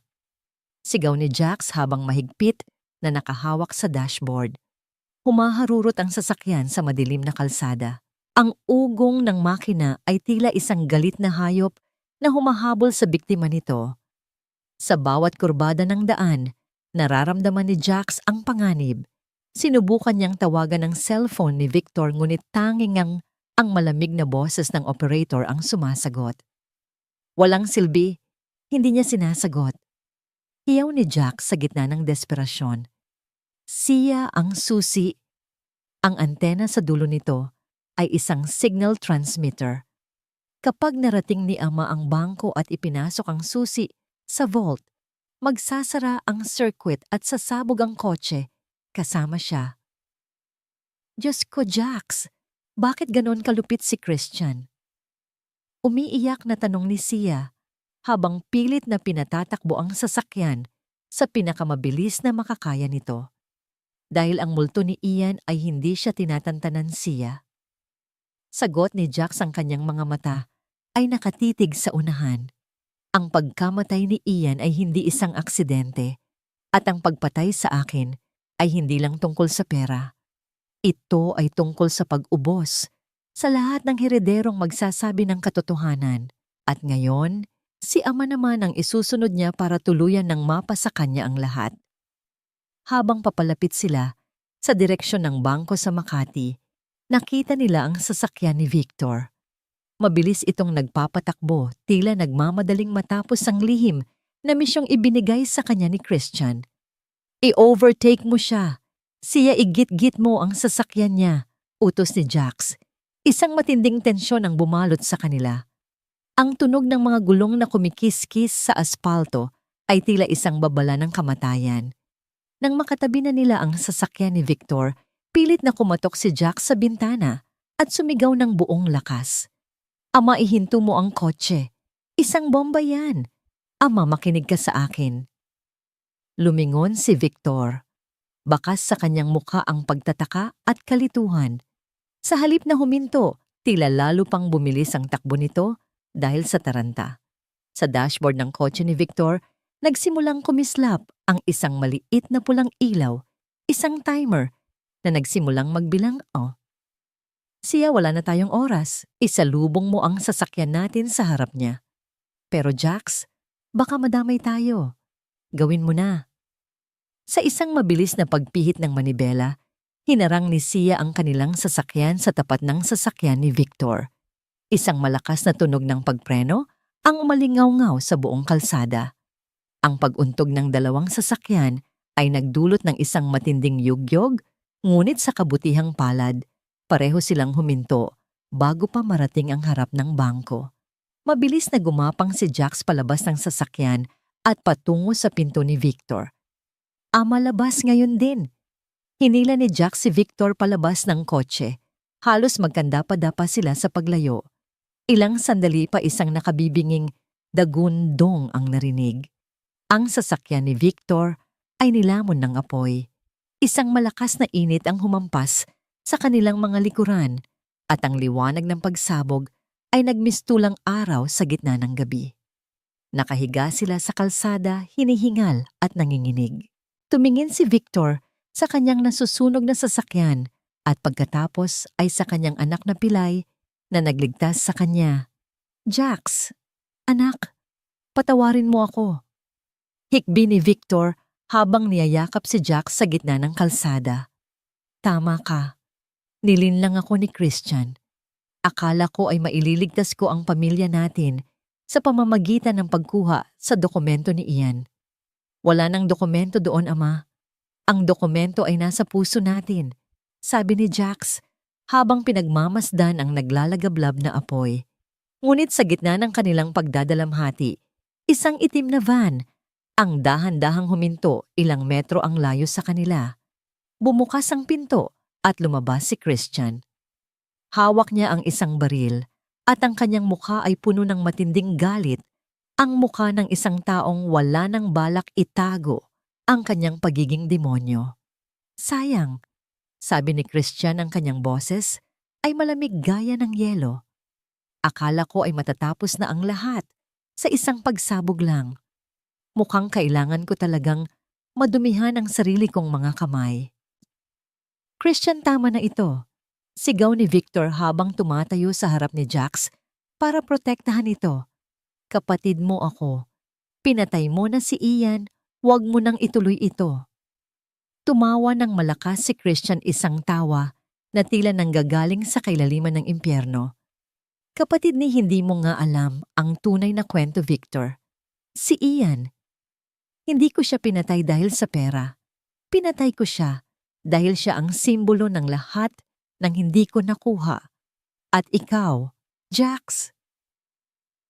Ang multo ni Ian ay nasa iyo. Ang tapang mo, ang talino mo. Kailangang mawala ang lahat ng yon. Itinaas ni Christian ang baril at itinutok sa noo ni Victor. Ngunit bago pa niya makabitaw ng bala isang sasakyan ng pulis, ang mabilis na dumating na may kasamang malakas na tunog ng sirena. "Christian, ibaba mo ang baril."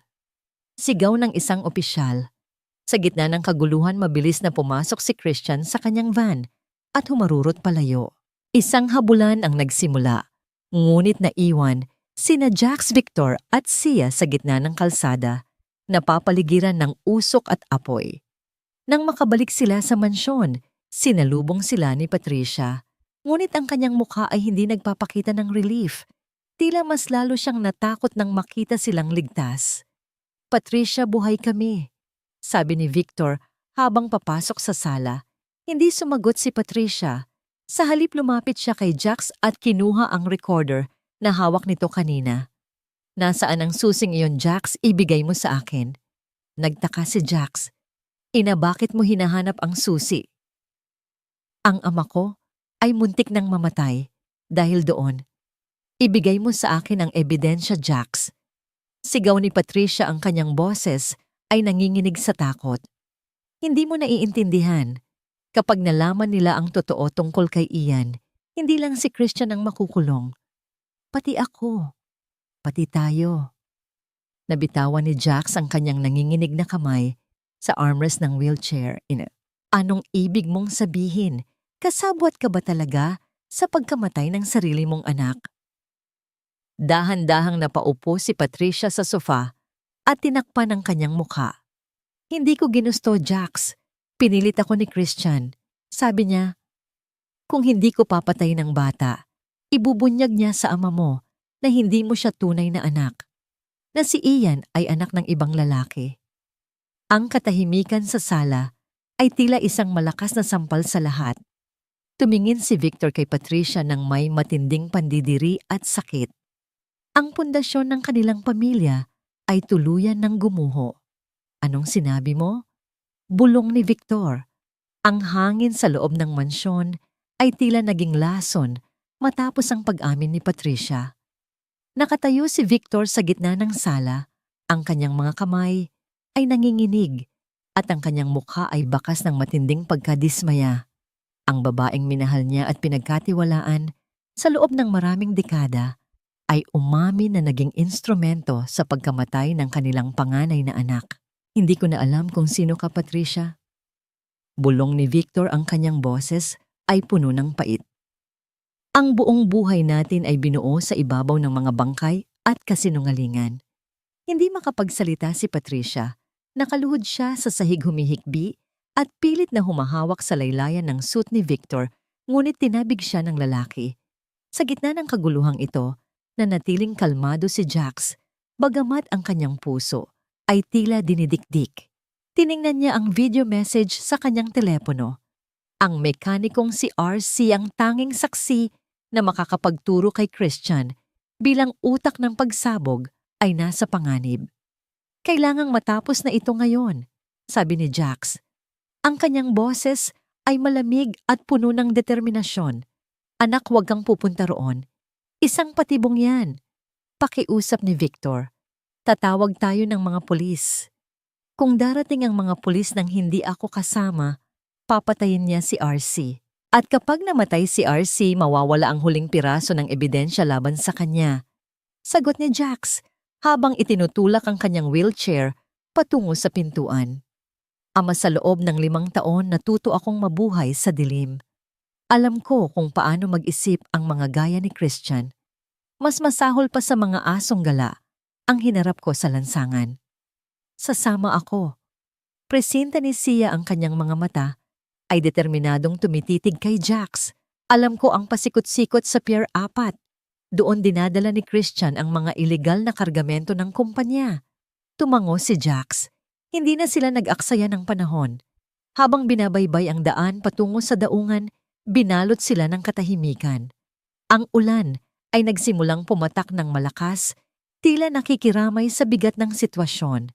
Pagdating sa Pier 4, ang amoy ng kalawang alat ng dagat at nabubulok na basura ang sumalubong sa kanila. Ang lumang bodega ay nakatayo sa dulo madilim at tila isang higanteng kabaong. Dito na lang kayo ni Ama. Utos ni Jax kay Sia at Victor na sumunod sa ibang sasakyan. Kapag hindi ako lumabas sa loob ng 20 minuto, tumawag na kayo ng backup. Pero huwag kayong papasok hanggat walang hudyat. Dahan-dahang pinaikot ni Jax ang kanyang wheelchair papasok sa bodega.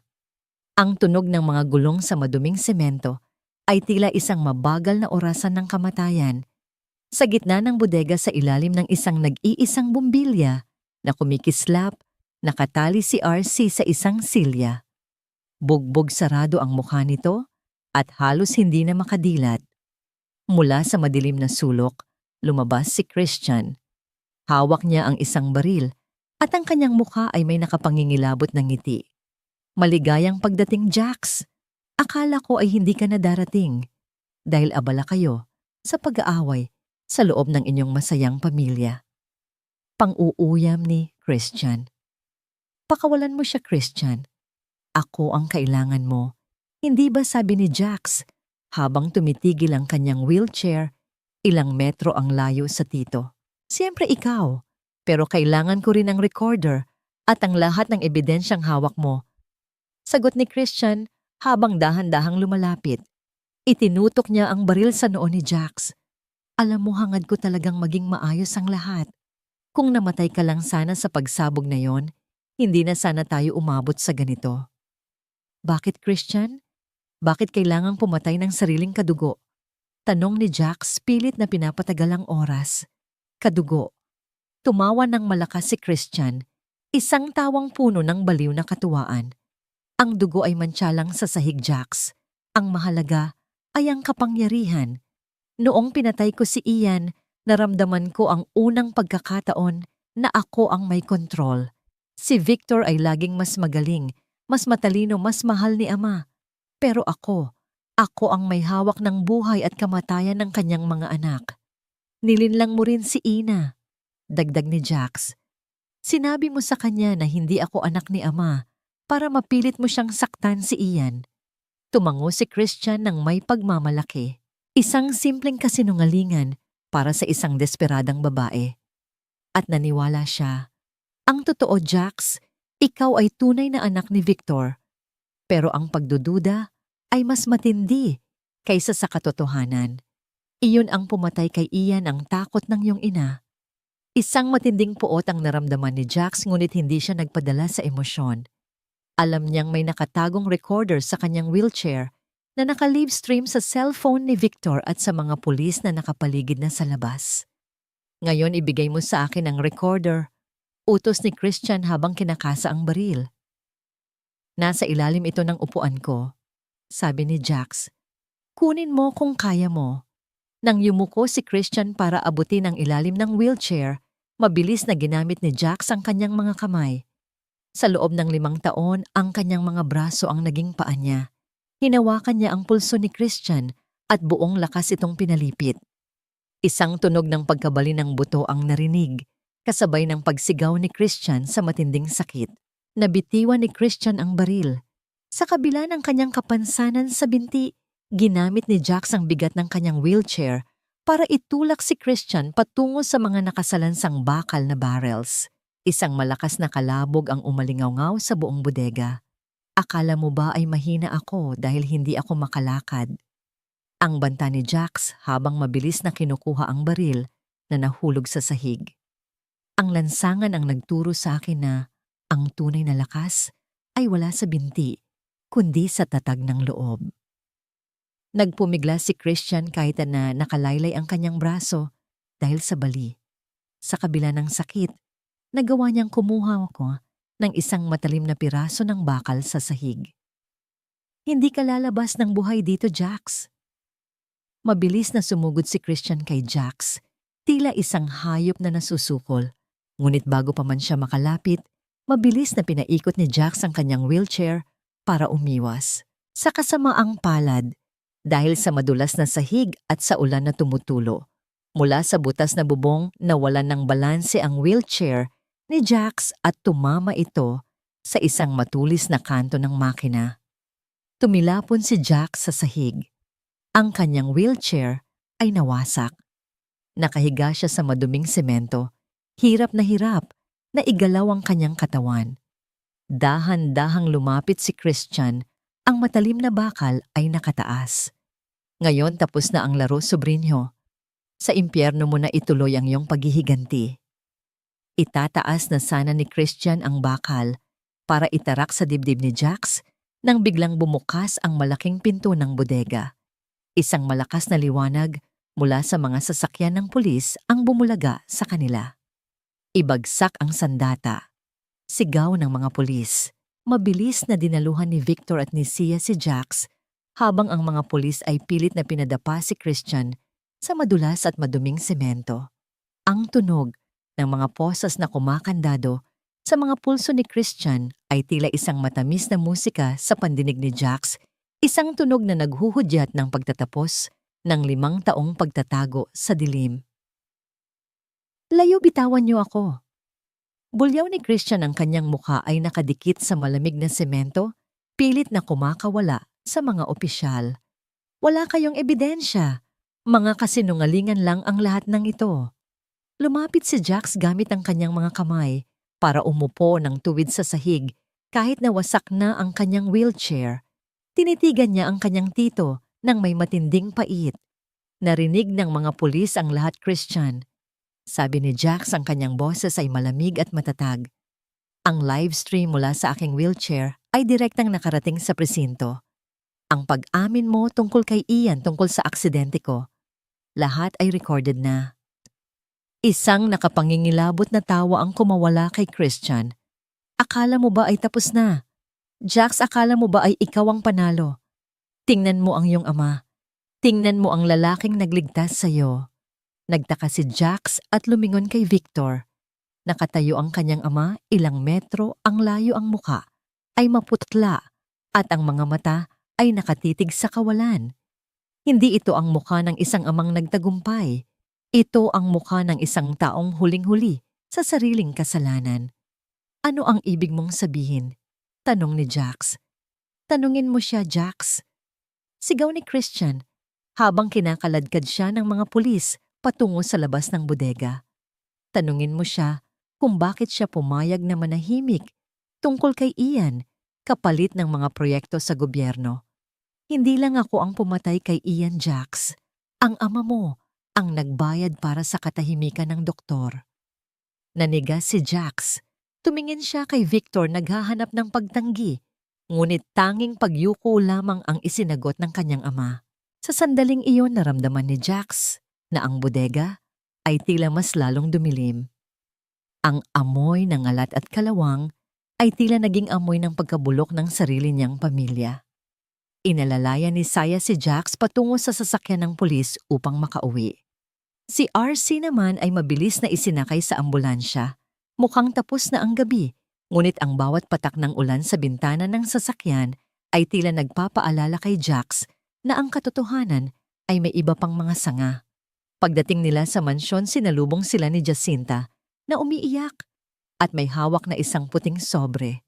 Senyor Victor, Senyorito Jack, ang Senyora Patricia. Hikbi ni Jacinta. Wala na po siya sa kanyang kwarto. Umalis po siyang dala ang kanyang mga gamit at iniwan po ito sa ibabaw ng kama. Mabilis na kinuha ni Jax ang sulat. Ang papel ay may mga mantsa ng tuyong luha. Binasa niya ito nang may mabigat na dibdib. Jax, anak ko, patawarin mo ako. Hindi ko kayang harapin ang iyong mga mata ngayong alam mo na ang aking nagawa. Ngunit kailangan mong malaman. Ang pagpatay kay Ian ay hindi lang plano ni Christian. May mas malalim pang dahilan kung bakit kailangang mawala ang batang iyon. Isang kasunduan na ginawa bago pa man kayo ipanganak. Hanapin mo ang lumang safe sa attic, sa likod ng estatwa ng Birhen. Ang katotohanan ay hindi titigil sa paghukay sa ating lahat. Nabitawan ni Jax ang sulat.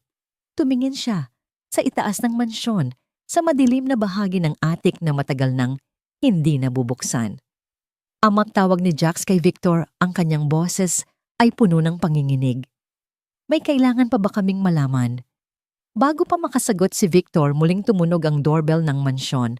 Sa pagkakataong ito, hindi mga pulis ang nasa labas, kundi mga operatiba mula sa Anti-Money Laundering Council.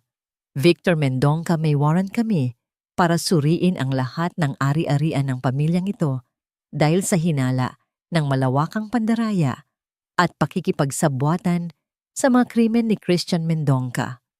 Pahayag ng opisyal. Ang ingay ng ulan ay naging isang nakatutulig na dagundong habang ang mga operatiba ng Anti-Money Laundering Council ay nagsimulang pumasok sa malawak na sala ng mansyon ng mga Mendonca. Ang bawat hakbang ng kanilang mga sapatos sa makintab na sahig ay tila mga pako na ibinabaon sa kabaong ng dangal ng pamilya. Ngunit para kay Jax, ang tunog na yon ay hindi kasing lakas ng tunog ng pagkabasag ng salamin mula sa atik ang bintana, kung saan tumalon ang anino ng taong matagal nang idineklara ng mundo na patay. Siya, iakyat mo ako sa atik, ngayon din. Ang mariing utos ni Jax, ang kanyang mga kamay ay mahigpit na nakahawak sa armrest ng kanyang wheelchair. Pero Jax, ang mga operatiba, si Senior Victor. Pag-aalala ni Sia habang nakatingin sa kanyang biyenan na tila isang estatwang bato sa gitna ng silid. Hayaan mo sila. Ang katotohanan ay nasa itaas at hindi ko hahayaang mawala ito sa ikalawang pagkakataon. Sa tulong ni Sia, mabilis nilang tinahak ang elevator patungo sa pinakamataas na palapag. Ang bawat segundo ng pag-akyat ay tila isang taon ng paghihintay. Nang bumukas ang pinto, ang amoy ng alikabok, lumang kahoy at amag ay sumalubong sa kanila. Ang atik ay madilim, tanging ang liwanag ng kidlat mula sa labas ang nagbibigay ng panandaliang anag-ag sa mga nakatalukbong na kasangkapan. Sa dulo ng silid, nakatayo ang isang estatwa ng birhen na gawa sa ivory, tila isang tahimik na saksi sa lahat ng krimen ng pamilya. Mabilis na lumapit si Jax at gamit ang kanyang buong lakas, itinulak niya ang estatwa sa gilid. Isang matalim na tunog ng pagkiskis ng mabigat na bato sa sahig ang narinig. Doon sa likod ng dingding nakatago ang isang maliit na safe na gawa sa bakal. Ang susi, Sia! Nasaan ang susing iniwan ni Ina? Tanong ni Jax. Mabilis na inilabas ni Sia ang maliit na susi na nakuha nila mula sa sulat ni Patricia. Nang ipasok ni Jax ang susi at pinihit ang dial, isang mahinang tunog ng pag-unlock ang narinig. Bumukas ang pinto ng safe at sa loob ay hindi ginto o pera ang tumambad sa kanila, kundi isang itim na leather-bound na journal at isang botelya ng gamot na may label na lumana. Binuksan ni Jax ang journal. Ang mga pahina ay puno ng sulat kamay ni Patricia. Habang binabasa niya ang unang mga talata, naramdaman ni Jax ang panginginig ng kanyang buong katawan. Hindi ito maaari. Bulong ni Jax. Sia, basahin mo ito. Kinuha ni Sia ang journal at binasa ng malakas ang isang bahagi. Hindi si Christian ang nagmungkahi ng lahat. Isang gabi matapos ang matinding pagkalugi ng kumpanya, si Victor ang lumapit sa akin. Sabi niya, may paraan para makuha ang malaking insurance ni Ian at ang pondo mula sa mga investment na nakapangalan sa bata. Sinabi niya na kailangang magmukhang biktima ng SIDS ang anak namin. At ang doktor na si Fabio, siya ang nagsagawa ng huling turok, ang aking asawa. Ang ama ng aking mga anak. Ang tunay na arkitekto ng kamatayan ni Ian. Nabitawan ni Sia ang journal. Ang katahimikan sa atik ay tila isang malakas na sigaw. Tumingin si Jack sa pinto at doon nakita niya si Victor na nakatayo nanginginig at ang muka ay basang-basa ng ulan mula sa bukas na bintana. Ama! Ang boses ni Jax ay puno ng matinding pait at puot.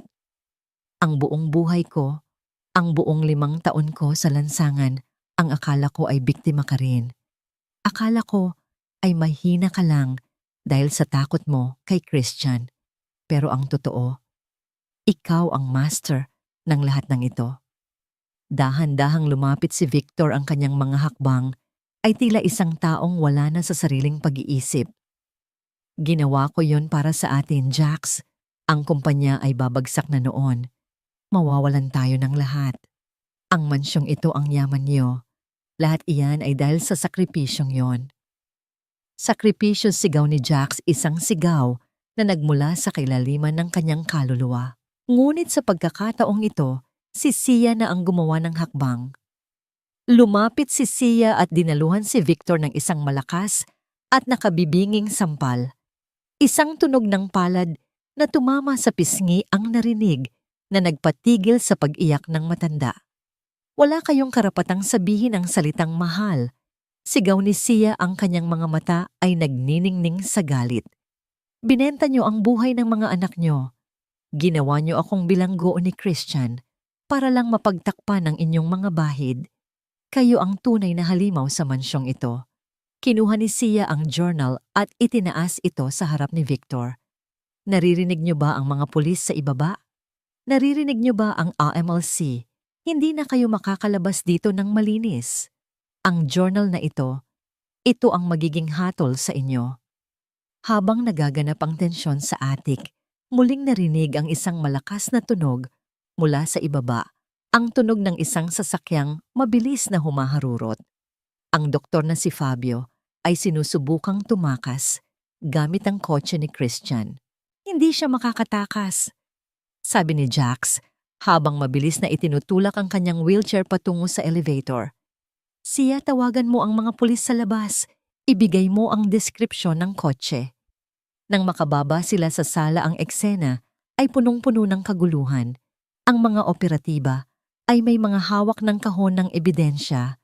Nang makita nila si Victor na pababa mula sa attic, agad siyang pinalibutan ng mga opisyal. Victor Mendonca, kasama sa mga ebidensyang nakuha namin ang mga dokumento ng pakikipagsabuatan sa illegal na insurance fraud at homicide. Kailangan nyo kaming samahan. Pahayag ng pinuno ng mga pulis. Tumingin si Victor kay Jax sa huling pagkakataon. Ang kanyang muka ay puno ng matinding pighati, ngunit si Jax ay nanatiling malamig. Walang luha, walang awa. Ang batang Jax na nagmamahal sa kanyang ama ay matagal nang namatay sa kalsada. Dalhin nyo na siya. Ang tanging sabi ni Jax. Habang kinakaladkad si Victor palabas, tumakbo si Jacinta patungo kay Jax, hingal na hingal. Senyorito, Jax ang doktor. Si Dr. Fabio? Nahuli po siya sa dulo ng kalsada.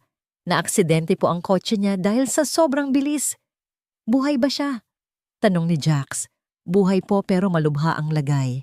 Sinasabi niya raw po na meron siyang itinatagong video ng huling gabi ni Ian. Isang video na magpapatunay kung sino talaga ang may hawak ng syringe noong gabing iyon. Nanlamig si Jax. Kung may video, ibig sabihin ay hindi pa tapos ang lahat. May isa pang tao na maaaring sangkot, isang taong hindi pa niya naiisip. Nasaan ang video, Nana? Nasa isang lumang safe deposit box daw po sa ospital kung saan siya dating nagtatrabaho. At ang password? Ang password daw po ay ang kaarawan ng iyong ina. Tumingin si Jax kay Sia. Ang kaarawan ni Patricia ay ang susi sa huling ebidensya. Ngunit habang papunta sila sa sasakyan upang makuha ang video, isang malakas na tunog ng pagsabog ang narinig mula sa likuran ng mansyon. Ang opisina ni Christian ay nasusunog. Ang lahat ng mga computer, ang mga server at ang mga pisikal na dokumento ay nilalamon ng apoy. May nag-set up ng isang timed incendiary device para burahin ang lahat ng digital na bakas. Christian, bulong ni Jack. Kahit nasa kulungan na siya, may mga tauhan pa rin siyang gumagalaw para sa kanya. Sa gitna ng usok at apoy, nakita ni Jack si Patricia na nakatayo sa dulo ng hardin, malayo sa mga pulis. May hawak siyang isang lighter at ang kanyang mga mata ay nakatitig sa nasusunog na opisina. Ang kanyang ina.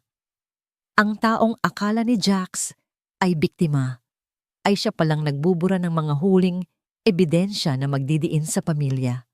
Ang apoy na nagmumula sa opisina ni Christian ay tila isang malaking halimaw na sumasayaw sa gitna ng kadiliman ng gabi. Ang init nito ay humahampas sa mukha ni Jax, ngunit mas matindi ang liyab ng galit at sakit sa loob ng kanyang dibdib. Sa harap niya ang kanyang ina, si Patricia ay nakatayo ng matuwid ang kanyang mukha, ay hindi nakakikitaan ng pighati, kundi ng isang malamig at kalkuladong determinasyon. Ina, bakit ang tanging salitang lumabas sa mga labi ni Jax? Dahan-dahang lumingon si Patricia. Ang liwanag ng apoy ay nagbibigay ng nakapangingilabot na anino sa kanyang mga mata. Jax, sa mundong ito ang mahihina ay laging biktima. Ayaw kong maging biktima tayo. Ang kumpanyang ito ang pangalang Mendonca. Iyan ang tanging bagay na nagbibigay sa atin ng halaga. Kung kailangang magsakripisyo ng ilan para manatili ang korona, gagawin ko. Isang sanggol, ina, si Ian ay isang sanggol. Sigaw ni Jax, ang kanyang boses ay nanginginig sa matinding puot. Si Ian ay isang pagkakamali. Sagot ni Patricia, ang boses niya ay kasing talim ng kutsilyo. Ang pagalis sa kanya ang nagligtas sa atin sa kahihiyan at pagbagsak. At ikaw, ang aksidente mo, hindi ko iyon gusto, Jax. Pero nang mangyari iyon, naisip ko na baka mas mabuti nang ituring kang patay kaysa makita kang ganito, isang paalala ng lahat ng ating kasalanan. Isang malakas na tunog ng pagbagsak ng isang kahoy na nasusunog ang narinig mula sa likuran. Sa gitna ng usok, dahan-dahang lumabas si Dr. Fabio. Hawak niya ang itim na bag na tila naglalaman ng mga huling lihim. Senyora, kailangan na nating umalis, sabi ni Dr. Fabio. Ang mga pulis ay papunta na rito sa likod. Hindi kayo aalis. Sigaw ni Sia na biglang sumulpot mula sa gilid ng hardin. Hawak ni Sia ang isang mabigat na estatwang tanso mula sa sala. Sa isang mabilis na pagkilos, buong lakas niyang ibinato ang estatwa sa paanan ni Dr. Fabio, dahilan upang matisod ang doktor at mabitawan ang bag. Mabilis na gumapang si Jax mula sa kanyang wheelchair patungo sa bag. Kahit na masakit ang kanyang mga binti, ang kanyang determinasyon ay mas matindi. Naabot niya ang bag at mahigpit itong niyakap.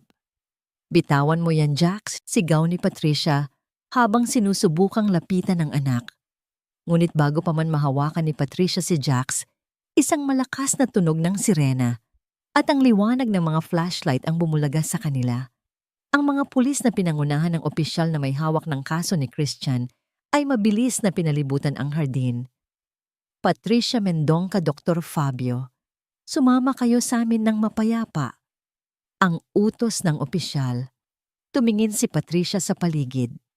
Ang kanyang imperyo ay literal na nilalamon ng apoy. Ang kanyang asawa ay nasa loob na ng sasakyan ng pulis at ang kanyang anak ay nakatingin sa kanya ng may matinding pandidiri. Sa huling sandali, ang maskara ng pagiging perpektong ina ay tuluyan ng natanggal. Humahagulgol siyang dinala ng mga pulis habang si Dr. Fabio ay hindi na nakapalagpa. Naiwang mag-isa si Jax sa damuhan, yakap-yakap ang itim na bag. Lumapit si Sia at dahan-dahang inalalayan si Jax na makaupo sa wheelchair. Ang dalawa ay nanahimik habang pinapanood ang mga bumbero na sinusubukang patayin ang apoy na sumira sa mansyon. Tapos na, Jax, bulong ni Sia habang umiiyak. Tapos na ang bangungot. Hindi, Sia, sagot ni Jax habang nakatingin sa malayo. Ngayon pa lang magsisimula ang pagbabayad para sa lahat ng nawala. Isang taon ang mabilis na lumipas.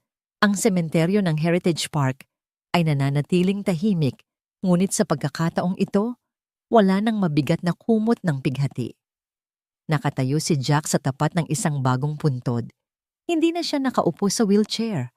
Gamit ang kanyang mga saklay at sa tulong ng matinding physiotherapy, nagawa niyang tumayo sa sarili niyang mga paa. Ang kanyang mukha ay may mga pilat pa rin, ngunit ang kanyang mga mata ay puno na ng kapayapaan. Ang puntod na binibisita niya ay hindi sa mga Mendonca. Ito ay ang puntod ni Vicente, ang doktor na nagligtas sa kanya sa kagubatan. Salamat, Doc, bulong ni Jax. Dahil sa iyo nagkaroon ako ng pagkakataong itama ang lahat. Ang mansyon ng mga Mendonca ay ibinenta na. Ang malaking bahagi ng yaman ng pamilya ay ginamit ni Jax upang bayaran ang lahat ng mga biktima ng katiwalian ng kanyang ama at tito. Ang natitirang bahagi ay ginamit niya upang itatag ang Vicente Foundation, isang organisasyon na nagbibigay ng libreng operasyon at tulong sa mga batang biktima ng karahasan at mga taong taban na nawawalan ng pag-asa sa lansangan. Si Victor at Christian ay nahatulan ng habambuhay na pagkakakulong dahil sa sunod-sunod na krimen ng homicide fraud at conspiracy. Si Patricia naman ay kasalukuyang nasa loob ng isang psychiatric facility, nagdurusa sa mental breakdown matapos mawala ang lahat ng kanyang pinakamamahal na yaman. Lumapit si Saya kay Jax, may dala itong mga bulaklak. Ang dalawa ay naging magkatuwang sa pagpapatakbo ng foundation. Ang pag-ibig na dati ay napunit ng pagkakataon ay dahan-dahang muling nabubuo, hindi bilang magkasintahan sa ngayon, kundi bilang dalawang kaluluwang nagpapagaling sa isa't isa. Handa ka na ba? Tanong ni Sia. Hinihintay na tayo sa inaugurasyon ng bagong wing ng ospital. Tumingin si Jax kay Sia at ngumiti. Ang bawat pilat sa kanyang mukha ay tila kislap ng tagumpay. Handa na ako, Sia. Sa wakas malaya na ako. Habang naglalakad sila palabas ng sementeryo, isang mahinang ihip ng hangin ang dumaan, tila isang haplos ng pasasalamat mula sa multo ni Ian at sa lahat ng mga kaluluwang nabigyan na ng hustisya. Ang pangalang Mendonca ay maaaring mantsado na ng dugo, ngunit si Jax ay nagsimula ng isang bagong kabanata, isang buhay na hindi binuo sa kasinungalingan, kundi sa katotohanan at pagtulong sa kapwa. Ang tunog ng kanilang mga hakbang sa semento ay tila isang bagong ritmo ng pag-asa. Sa bawat dahan-dahang paghakbang ni Jax, gamit ang kanyang mga saklay, ipinapaalala niya sa mundo na ang bawat pagbagsak ay simula lamang ng isang mas matatag na pagtayo. Inaama, buhay ako. Bulong niya sa huling pagkakataon habang nakatingin sa langit. At sa pagkakataong ito, mabubuhay ako para sa mga taong hindi nagkaroon ng pagkakataong gaya ko. At doon sa ilalim ng maliwanag na sikat ng araw, ang kwento ni Jax Mendonca, ang lalaking bumalik mula sa libingan, ay natapos ng may dangal hustisya at isang bagong simula.